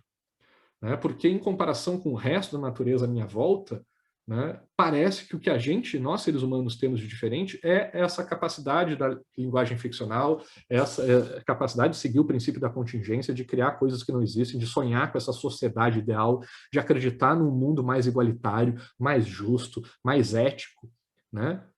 Aparentemente, só nós, seres humanos, que temos essa capacidade, pelo menos seguindo esses princípios aqui que a gente está utilizando. Né? Então, ao mesmo tempo, né, no fundo eu diria assim, que eu sou de esquerda e direita igualmente. Porém, o meu último passo é com a perna esquerda. É isso que eu diria da minha definição, o meu entendimento pessoal com essa classificação entre esquerda e direita. Eu caminho com as duas pernas, sempre, com a esquerda e com a direita. Eu acredito em valores de esquerda e direita todos os dias. Eu sou uma pessoa de esquerda e de direita todos os dias da minha vida. Porque às vezes eu defendo a diferença, às vezes eu defendo a igualdade, às vezes eu defendo a liberdade, às vezes eu defendo a autoridade, às vezes eu defendo o diálogo, às vezes eu defendo que se imponha alguma verdade técnica, científica sobre alguma coisa. Né? Eu não penso sempre da mesma forma com relação a todos os assuntos. Né? Mas eu acho que a gente tem que fazer duas coisas ao mesmo tempo, e é aqui que entra a ideia da complexidade. O que a gente tem que fazer ao mesmo tempo? A gente tem que ser ao mesmo tempo de direita e de esquerda. Ou seja, a gente tem que ao mesmo tempo reconhecer as diferenças, as desigualdades que existem na natureza, que somos pessoas diferentes, né, que temos realidades diferentes, que contribuímos de formas diferentes na sociedade. E sim, por mais que a gente seja de esquerda, tem comportamentos que a gente gostaria que fossem mais valorizados, que fossem mais utilizados, que fossem mais seguidos, que fossem estimulados, e tem outros que a gente acha que não são positivos, que são prejudiciais para a sociedade, que a gente acha que não deveriam ser adotados. Então a gente sim, mesmo quem é de esquerda, valoriza diferentemente diferentes atitudes. Né? Quer dar tratamentos diferentes para diferentes ações, certo? Então a gente reconhece que, seja a origem que tiver, as pessoas são diferentes. Né? O mundo está aí para ser dado, a gente tem os nossos limites, a gente tem a nossa fome, o nosso sono, o nosso cansaço, os nossos medos, os nossos desejos, né? Materiais, né? Humanos, biológicos, né? Que nos guiam, assim como guia a árvore, como guia a formiga, como guia o cachorro. Nós também temos tudo isso. E a gente erraria profundamente se a gente ignorasse esse nosso lado animal, biológico, material. Né? É fundamental que a gente reconheça a influência que a gente sofre do mundo natural, certo? Porém, isso qualquer bicho faz. Né? Qualquer outro animal tem essa capacidade de reconhecer a importância das coisas biológicas, naturais, né, que o cercam. E aparentemente só nós, ou pelo menos nós fazemos mais do que os outros, aparentemente, né? Não tenho certeza sobre isso, mas aparentemente nós fazemos mais do que os outros animais, essa capacidade de sonhar, de inventar novos mundos que a gente considera melhores. E é por isso que eu concluo, né, essa análise sobre esquerda e direita dizendo que eu acho que o último passo deveria ser de esquerda. Por isso que eu me considero alguém de esquerda. Sem demérito nenhum para nenhum dos valores e nenhum dos princípios de direita. Tá? Não tem nada de errado, não tem nada menor, menos importante nas coisas de direita. A única coisa que eu acho que a esquerda ganha, os valores de esquerda vistos dessa forma, como a busca pela igualdade, como esse idealismo, né? A única forma que esses valores de esquerda predominam é porque acaba sendo uma característica humana que nos distingue dos outros animais. E me parece que assim como um passarinho deve voar, né, porque é isso que o passarinho sabe fazer bem, assim como um peixe deve nadar, porque é isso que um peixe sabe fazer bem, um ser humano deve lutar por mundos melhores, por sociedades mais justas, por relações mais éticas, porque é isso que a gente sabe fazer melhor do que os outros animais. Ser de esquerda, sonhar com mundos utópicos, né, lutar por um mundo menos desigual.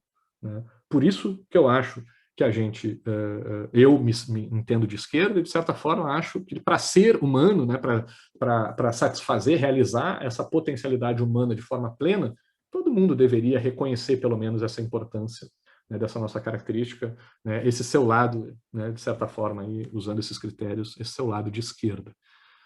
Mas, para não dizer que eu estou defendendo aqui que todo mundo seja de esquerda, né?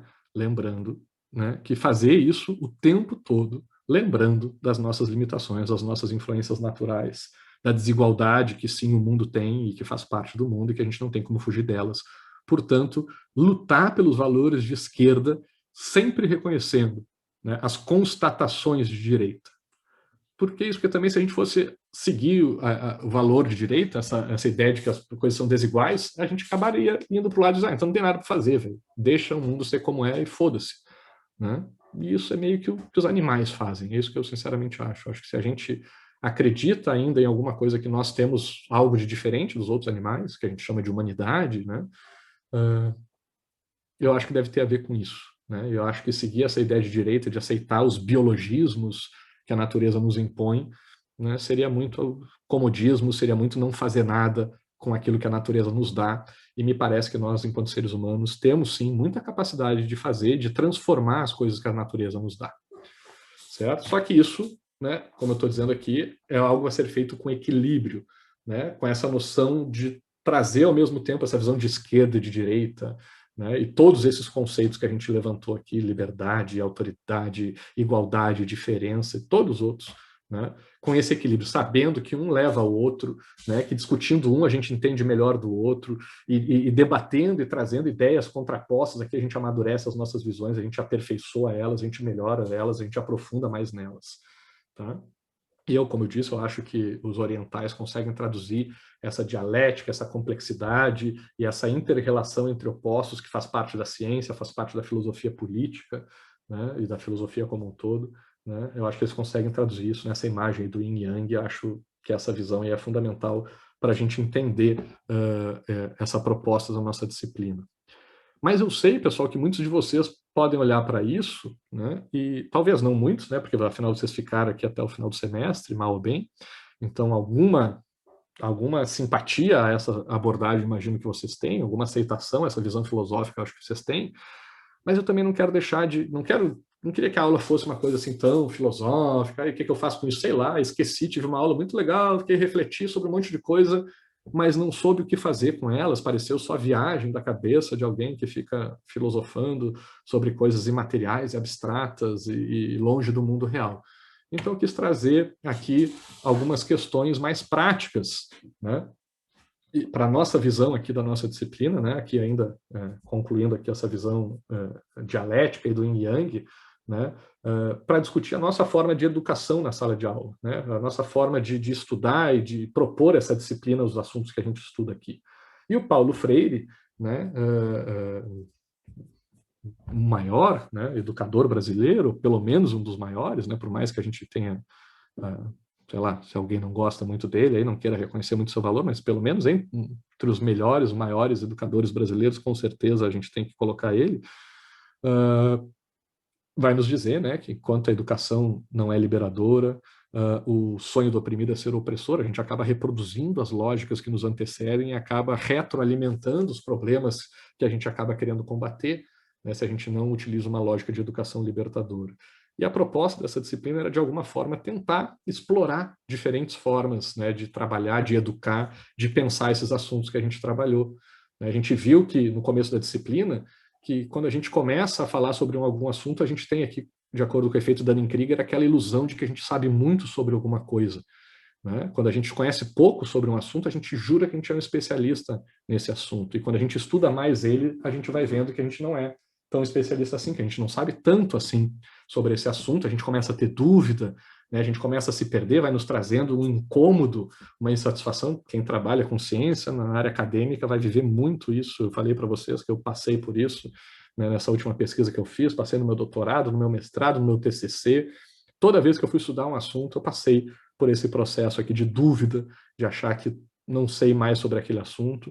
E eu, sinceramente, espero que eu tenha conseguido criar, e que vocês também tenham conseguido, nos debates de vocês, criar esse sentimento aí nos colegas e nas colegas de vocês. Porque esse é um dos objetivos dessa disciplina, é tentar educar vocês, como fala o Paulo Freire, né, para uma educação libertadora através desse processo aqui, de refletir sobre as ideias que a gente já tinha. E isso tem muito a ver com a filosofia, né, pessoal? A filosofia é uma área de estudo, um campo de estudo que não traz muita coisa nova. né? A filosofia não é assim um campo que te traz conteúdos novos para tu analisar, para tu conhecer sobre eles.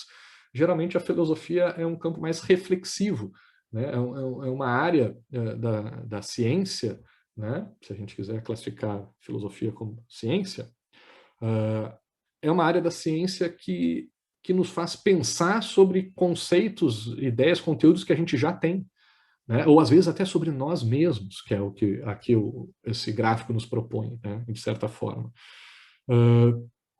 Então, acho que essa disciplina tem muito dessa característica. Não teve muita coisa, eu acho, né? Não sei, imagino que para quem é aluno aí, quase todos esses assuntos que a gente pegou aqui são assuntos que a gente tem lá no segundo grau, gente.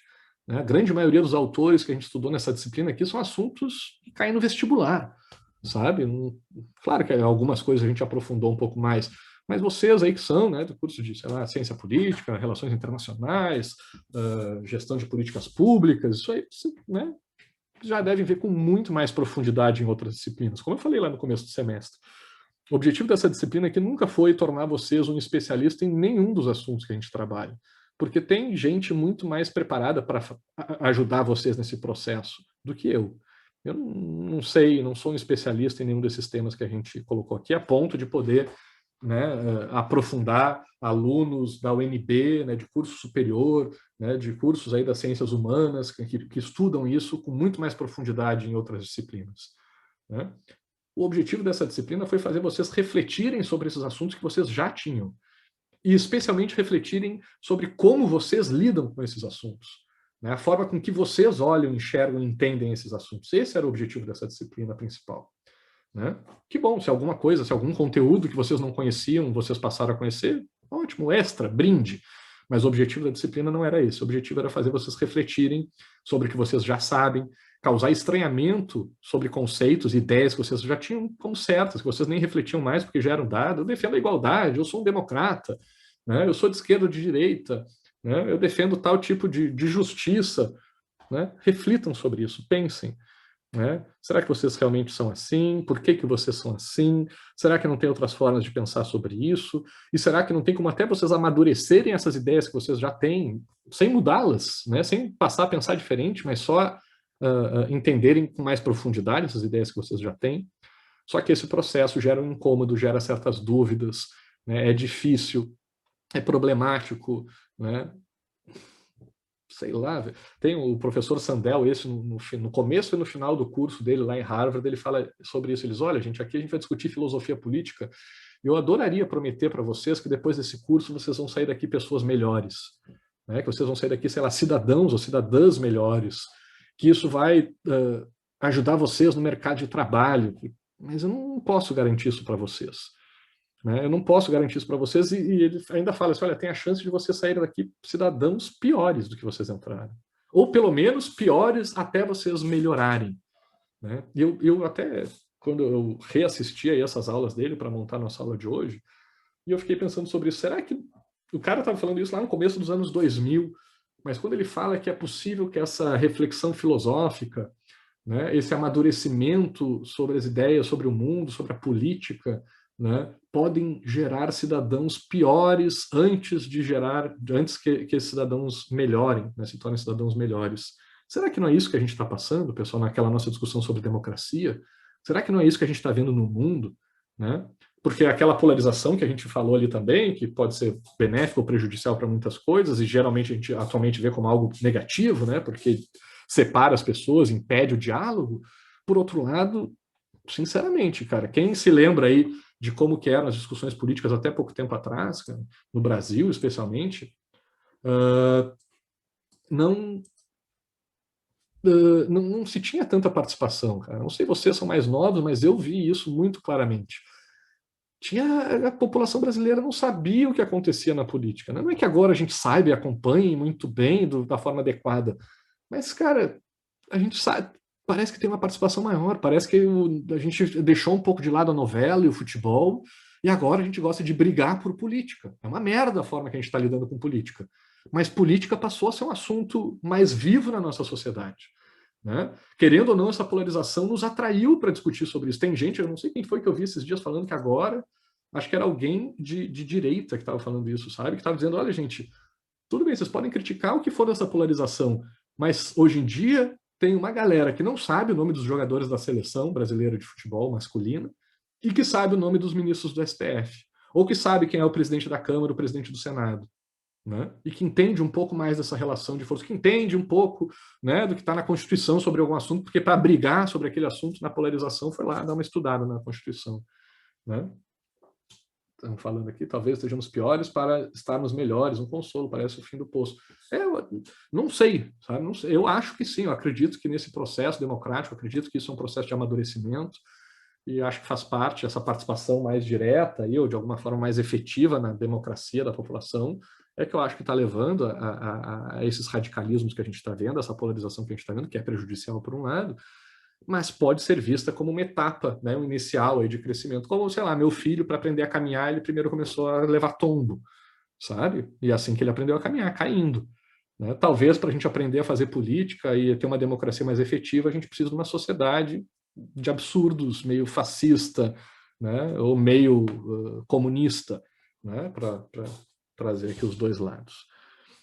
Mas o que eu tinha começado antes, que eu achei que estava na hora, mas não, agora que é a hora, eu não queria ficar só nessa discussão filosófica aqui para vocês, né? Porque eu sei que alguns gostam mais, mas outros gostam menos, ou mesmo até os que gostam, que nem eu gosto muito, mas tem horas, gente, que não dá para a gente viver disso. Tem horas que dizer, cara, que nem o Sandel falou, cara, tem horas que isso prejudica a gente, refletir sobre isso é uma merda, velho. Sabe, sair dessa zona de conforto e refletir sobre as ideias que a gente já tinha, o Sandel fala que é como uma perda da inocência. A gente nunca mais volta a pensar como antes, quando a gente começa a analisar essas coisas com mais profundidade. Não tem mais como a gente voltar a acreditar na liberdade como acreditava antes, ou na igualdade como acreditava antes, se a gente realmente entra de corpo e alma nessa análise sobre esses conceitos. Que a gente percebe as falhas dele, o quanto eles se esfarelam no ar. Né? Então, é um problema, é uma coisa que causa, talvez, pelo menos num primeiro momento, mais prejuízo ou mais dificuldades do que ganhos, né? Essa reflexão filosófica sobre esses assuntos. Mas tem um ponto que eu acho que é importante que vocês entendam aqui, que tem um potencial nisso. Né? Eu falei para vocês que eu trabalho lá na ENAP com digitalização de serviços públicos, né? A gente tem, eu vou passar depois para vocês aqui 2 vídeos que falam sobre isso, sobre a automação no mercado de trabalho, né? Vou passar também um vídeo do Harari, que no segundo livro dele ele fala muito disso, né? O Homo Deus, né? Sobre essa transformação que a gente está tendo no mundo, perdendo certas atividades, certas funções, certas profissões que existiam antes estão deixando de existir, porque as máquinas, né? A automação, os programas, as inteligências artificiais estão nos substituindo nessas funções. E principalmente, pessoal, os empregos, né? A gente fez lá na ENAP, a gente usou umas 3, 4 metodologias diferentes lá que existem no mundo, uma de Oxford, outra aqui da USP, se eu não me engano, não me lembro onde é que eram outras, mas tinham várias metodologias de centros de estudo, assim, de pesquisa bem respeitáveis, sabe, bem considerados, que diziam algumas profissões que tinham mais risco, né, de serem automatizadas e outras menos. Né? E aí, não é nesses estudos que eu estou pegando, mas dessas pesquisas aí que foram utilizadas nesses vídeos aí que eu vou passar para vocês, eles falam, né, alguns estudos, que os empregos que mais estão em risco daqui para frente são empregos que têm como característica serem bastante especializados, né, falarem de um ponto muito específico, serem muito fechados, né, especializados, não muito amplos, não muito abertos, genéricos, serem bem especializados, atividades muito repetitivas, né, que façam sempre a mesma coisa, e atividades que exijam análise de dados. Né? Essa análise de dados aqui é tipo, sei lá, um engenheiro fazer cálculos de como que um prédio fica de pé, um médico, né, ficar vendo exames, sei lá, um raio-x para ver se aparece uma coisa daquilo ali ou não, né, ou ver quais são os sintomas de uma doença. Cara, um advogado pegar a descrição de uma situação para ver como é que lida com uma causa. Mesmo esse tipo de análise de dados que eu estou falando aqui, são coisas especializadas, são coisas repetitivas, advogados vivem fazendo a mesma coisa, as mesmas peças, médico vive receitando os mesmos remédios, os mesmos tratamentos, engenheiros usam as mesmas fórmulas, né, para fazer os seus trabalhos. Essas atividades aqui são os empregos, né, que seguem essas características, são os empregos que mais estão em risco de acabarem, de perder, de deixarem de existir. Tem previsões aí que dizem que nos próximos 20, 30 anos, sei lá, 70% dos empregos vão deixar, que a gente conhece hoje, vão deixar de existir, porque vão ser feitos por máquinas. Né? Por que as máquinas vão fazer? Porque os computadores são muito melhores em fazer trabalhos especializados, repetitivos, em analisar dados. Imagina botar lá para o computador, ó, lê esse raio-x aqui, toda vez que achar uma manchinha nessa região aqui, tu me avisa, porque isso aqui é um câncer de não sei o que lá. Né? Toda vez que o robô advogado receber o processo, um caso que tem essa característica aqui, usa a petição do tipo tal, o argumento do tipo tal. O engenheiro sabe que quando é para construir um prédio de tal, usa tal técnica, né, tal cálculo. Isso já tem muito, pessoal. Já tem, a IBM tem uma plataforma chamada Watson de inteligência artificial que já fazia só há muito tempo, já tem resultados nisso. Assisti agora esses dias também um documentário no YouTube, depois eu posso passar para vocês também, sobre uma máquina de inteligência artificial lá do Google, que aprendeu a jogar um jogo oriental lá, chinês, o Go, né, que também deu um pau, destruiu os caras lá, mudou a lógica disso. Já tem escritórios de advocacia que usam isso, esse programa, já tem tribunais que usam isso, cara, e tipo, já tem há algum tempo, e essa inteligência artificial é um negócio exponencial, assim, vai ficando cada vez melhor. Então, tipo, nesse tipo de atividade aqui, essas máquinas vão nos passar e vai ficar, é ridículo essa competição, não tem como competir com elas.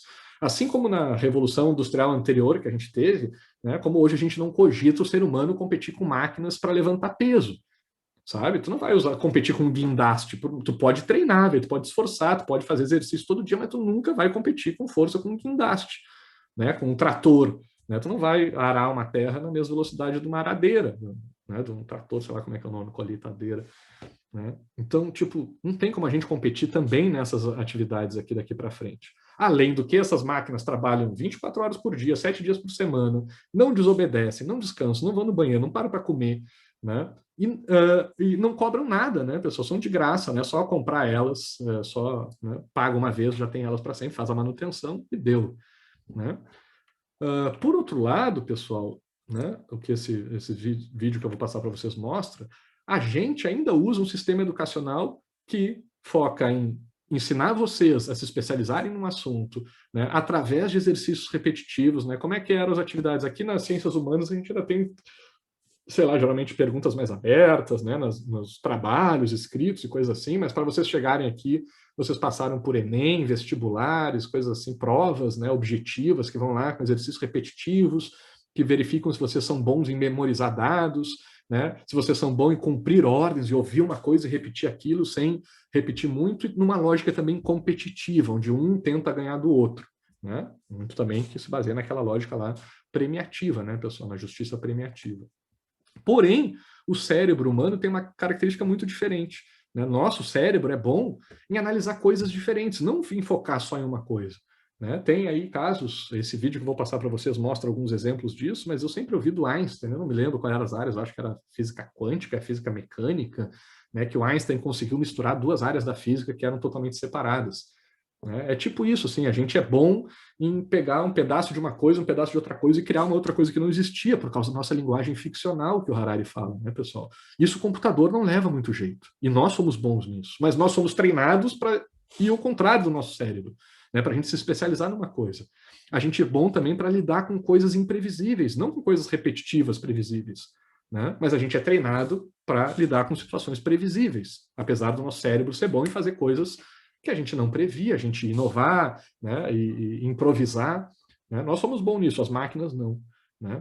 A gente é bom também, uma coisa, né, que eu estou começando a fazer isso, porque eu sou professor há pouco tempo, mas eu sei disso que para vocês aprenderem alguma coisa, vocês têm que ter emoções, tem que ter uma piadinha que faça vocês rir, tem que ter um susto, uma coisa, uma surpresa, sabe? Sei lá, às vezes eu falo um palavrão aqui por querer para vocês, opa, dar uma acordada, porque eu sei que daí vocês prestam atenção, falo uma coisa meio absurda para ver se vocês, né, se assustam e prestam atenção, porque as emoções nos ajudam a aprender e não ficar memorizando dado, enfiando informação na nossa cabeça, uma hora a gente pira, né, e não consegue. Uma máquina, tu vai jogando dado para dentro dela, ela absorve. A gente aprende através de emoções, né? A gente grava informações quando a gente tem emoções. Por isso que a gente sabe, né, onde é que a gente estava quando caiu as torres lá do 11 de setembro, para quem já era maiorzinho, sei lá, quem é mais velho que nem eu sabe onde estava quando ficou sabendo que o Senna morreu, né? Algumas situações como essa a gente nos gravam e nos marcam muito. Nós também somos bons em pensamento crítico, diferente das máquinas, né? Ao contrário do que a gente é treinado, né, para seguir ordens.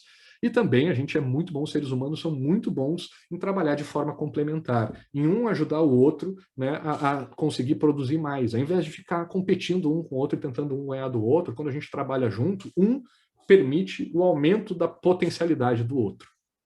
E se a gente vai analisar, né?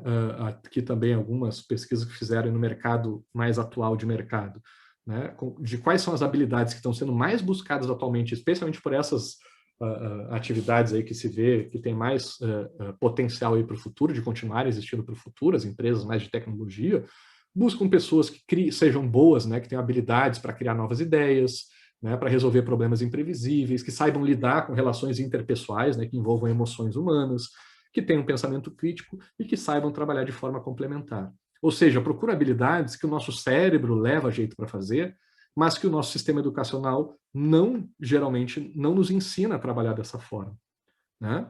Que os computadores, sim, têm mais competência nisso, têm mais facilidade nisso, e já fazem isso de forma mais natural, já nos superam ou daqui a pouco vão estar nos superando nessas coisas, né? Num futuro muito breve. Então, pessoal, um pouco da proposta dessa disciplina era tentar ajudar vocês nessas áreas aqui. Eu não sei, né? Eu acho que a principal coisa que eu quero dizer aqui para vocês é que, diferente da lógica que geralmente a gente vê em professores, ou nas técnicas, como é que se diz, na relação de ensino, né? Onde tem um professor com títulos, né? Experiência, mais velho. Eu só tenho a careca aqui, né? De mais velho que vocês. Mas até hoje me considero aí um aluno, estudo todos os dias muito, estou sempre aprendendo, não me considero especialista em nada, né? E por isso eu acho que eu me proponho aqui a fazer uma disciplina onde eu não estou querendo fazer propaganda da minha história, do meu currículo, daquilo que eu sei, daquilo que eu fiz, né? Ou faço, mas sim criar um ambiente aqui mais horizontal entre nós, mais igualitário, mais aberto, né, para a gente desenvolver nossas ideias, para a gente lidar com situações diferentes, para a gente lidar com emoções aqui no nosso debate, para a gente desenvolver pensamento crítico e trabalhar juntos, né, para tentar construir essa nova forma de educação que eu não sei como é que é.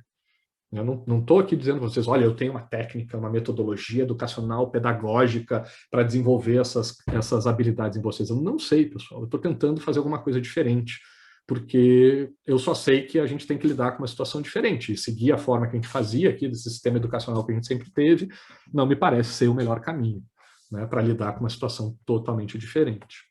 E para terminar, pessoal, a aula de hoje, né, eu queria dizer o seguinte para vocês, trazer esse cara aqui, que foi um professor que eu comentei sobre ele para vocês no começo da nossa disciplina.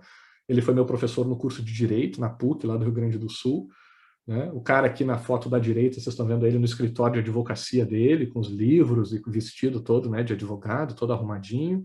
E na esquerda é a mesma pessoa, Ricardo Aroni, né?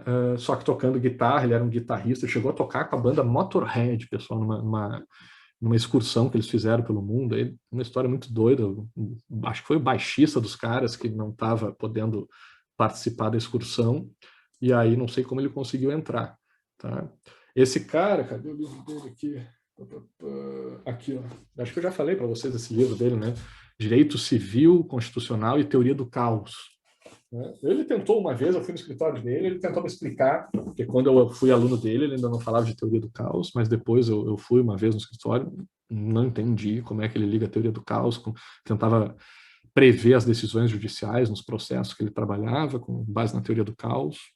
Não sei se ele estava viajando, o que era, mas foi um cara que me ajudou muito a quebrar paradigmas no meu curso de Direito, um professor muito diferente do curso, fazia as coisas diferentes, mandava a gente rasgar os manuais de Direito, porque só nos ensinavam a seguir caminhos prontos, né, regras que servam para todo mundo, e ele criticava isso. Hoje tem muita gente, né, esses caras aí que a gente fazem tanto sucesso hoje em dia, lá o professor Clóvis, como é que é o nome? O Cortella, o outro careca lá, me esqueci, o Karnal, né, até o Pondé, para pegar alguém mais de direita, teoricamente, né, são caras que falam sobre filosofia, dizendo que não, criticando esses livros aí de autoajuda que tem receitas, né, de sucesso, de felicidade para a vida das pessoas, dizendo, não existe manual de sucesso, de felicidade para a vida, né, a gente tem que construir caso a caso, o negócio é muito mais complexo, é muito mais cada um encontrando seus caminhos, né, exige muito mais responsabilidade individual aí nas escolhas que cada um faz. Então, acho bacana isso que esse cara me trouxe. Eu tenho ele como um exemplo para mim. Sei lá, né, se um dia eu consiga também ajudar as pessoas ou influenciar de alguma forma parecida aí com o que ele me influenciou. E para isso eu vou trazer um contexto final aqui para a gente desse filósofo francês aqui chamado Michel Serres, É um texto, eu vou botar uma parte mais completa lá nas nossas plataformas da disciplina, para vocês lerem com mais calma depois. Quem quiser, eu posso botar o link do livro também. Ah, não, já tem o link lá para vocês do livro todo. Mas uma parte desse texto aqui, esse meu professor, o Aroni, lia nas aulas dele. Eu queria terminar a nossa disciplina lendo isso aqui para vocês, porque eu acho muito bacana, acho que ele explica um pouco dessa minha tentativa aqui ao longo do semestre. O Serres está falando aqui no seu texto Filosofia Mestiça, ele diz o seguinte: perceberão os mestres que só ensinaram no sentido pleno aqueles aos quais contrariaram, ou melhor, aqueles aos quais completaram, aqueles que obrigaram a atravessar. Será que foi assim, né, que eles ensinaram? De fato, nada aprendi sem que tenha partido, nem ensinei ninguém sem convidá-lo a deixar o ninho.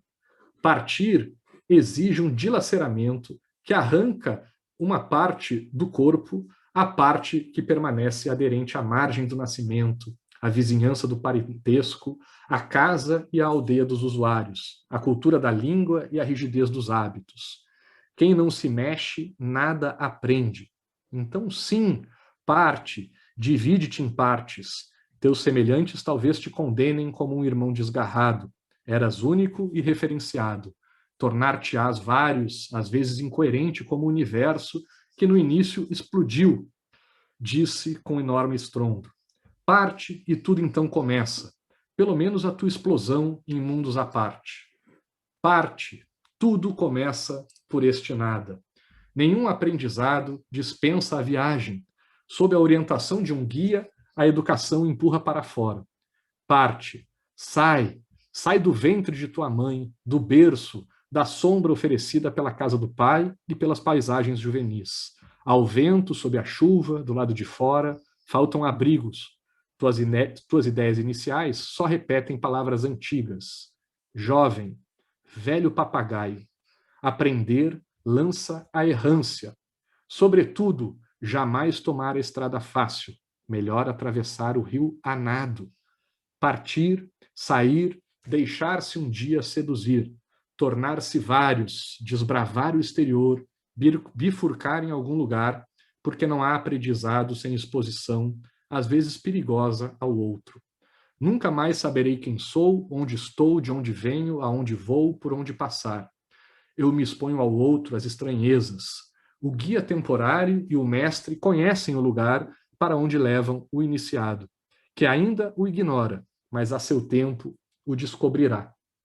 Eu acho curioso isso aqui, porque ele termina, né, falando que o mestre aqui, né, o guia, sabem para onde estão levando o iniciado, né, que seria aqui como se o professor soubesse aonde está levando os alunos com essa reflexão da filosofia mestiça, né? Apesar de estar usando como referência esse meu professor e esse texto do Serres, disso eu discordo, porque eu não sei para onde eu estou convidando, não estou levando vocês a um lugar nenhum, mas estou convidando vocês a saírem da casa, das ideias que vocês já têm, pré-concebidas, né, dos conhecimentos anteriores de vocês, as pré-concepções de vocês, mas eu não sei para onde isso leva, como diz lá o Sandel. Eu não sei se isso vai fazer vocês de melhores alunos, melhores alunas, melhores cidadãos, melhores cidadãs, mas eu acho que essa reflexão é necessária, porque tudo isso que a gente discutiu aqui parece muito ter a ver com essa lógica dialética, né, o taoísmo, essa troca de ideias que a gente tanto discutiu, essa complexidade, essa complementariedade, e a filosofia tem essa característica, né, de que tudo isso que a gente discutiu aqui já é discutido há muito tempo, né, tem coisas que vêm lá desde Platão, Aristóteles, né, quase 3.000 anos atrás, e a gente está discutindo até hoje em dia. A gente lá na Idade Média discutiu esses mesmos assuntos, gente lá no século XVIII, XIX estava discutindo isso, século passado, e a gente continua discutindo isso, e pode parecer que a discussão desses assuntos é algo assim que não leva a nada, que é impossível, né, de se discutir essas questões filosóficas, porque quem somos nós, né? Se Platão, Kant, John Locke, né, se esses caras todos aí discutiram esses assuntos e não chegaram a uma conclusão, quem somos nós aqui, professor e alunos e alunas aqui da UNB, né, para resolver algum desses assuntos? E a gente viu que a gente não resolveu nenhum deles, não chegamos a nenhuma resposta sobre eles. Mas acredito eu, né, que talvez a impossibilidade de resolver essas questões seja do mesmo tamanho da inevitabilidade dessas discussões, né? Porque, mesmo sendo impossível achar uma solução sobre isso, sobre esses assuntos, a gente continua discutindo sobre eles, a gente continua refletindo sobre eles, a gente continua usando eles para fundamentar as nossas decisões e a sociedade onde a gente vive, né? Então, por mais que pareçam discussões impossíveis de serem solucionadas, parecem também serem discussões inevitáveis, que a gente acaba não tendo como fugir delas para pensar o mundo onde a gente vive. Porque parece que dentro desse processo de defender um lado, depois defender o outro, porque todos esses autores fizeram isso ao longo da filosofia, da história da filosofia, né? Defenderam uma coisa, depois em outro, defendeu outra, depois em outro, defendeu outra, né? E esse processo dialético aí de troca de ideias, de contraposição de ideias, às vezes parece ser uma coisa que não leva a nada, porque não sai do lugar, mas a gente tem que trazer essa ideia de que sim, parece que a cada conversa, a cada etapa desse processo, alguma coisa fica, a gente deixa alguma coisa nesse diálogo, a gente contribui com alguma coisa, a gente faz com que algum passo a mais seja dado, né? Aquele processo espiral, como fala o Hegel, ali, a gente está sempre colocando a discussão em outro patamar. E eu acho que é para isso que serve essa discussão. Por mais que a gente talvez nunca chegue a respostas definitivas sobre esses assuntos, talvez a resposta definitiva seja o diálogo, seja a troca de ideias, seja a discussão sobre elas. E o bacana dessa discussão, desse processo, não seja chegar em algum lugar, mas seja efetivamente passar por eles, seja simplesmente discutir sobre eles. Eu espero que pelo menos isso a gente tenha feito aqui nesse semestre, né? Provocado vocês a refletir sobre esses assuntos, por mais que a gente não chegue a alguma conclusão definitiva sobre eles, né, que a gente tenha pelo menos aprofundado um pouco mais as nossas ideias, as nossas reflexões sobre eles. Espero que a gente tenha conseguido fazer um pouco sobre isso. Claro que a gente não vai fazer sobre todos eles, ninguém vai ser tocado por todos esses assuntos, mas pelo menos cada um de vocês tenha tido algum assunto que se interessou mais, que refletiu, que trouxe alguma ideia diferente, que isso desperte essa inquietação em vocês. Se a gente conseguiu aqui ao longo desse semestre, acho que a gente já conseguiu alguma coisa bastante legal, bastante interessante, que pode, né, continuar gerando inquietação no futuro e mais reflexões, porque talvez seja esse o objetivo final mesmo. Beleza, pessoal? Então, agradeço aí por vocês terem acompanhado aí até o fim, quem pode ficar, e lembrando que na aula que vem a gente conversa mais sobre isso, mas fico agora aí à disposição de vocês para ouvir algum comentário, tirar alguma dúvida, pessoal. Obrigado. E fico por vocês agora. Algum comentário, alguma dúvida?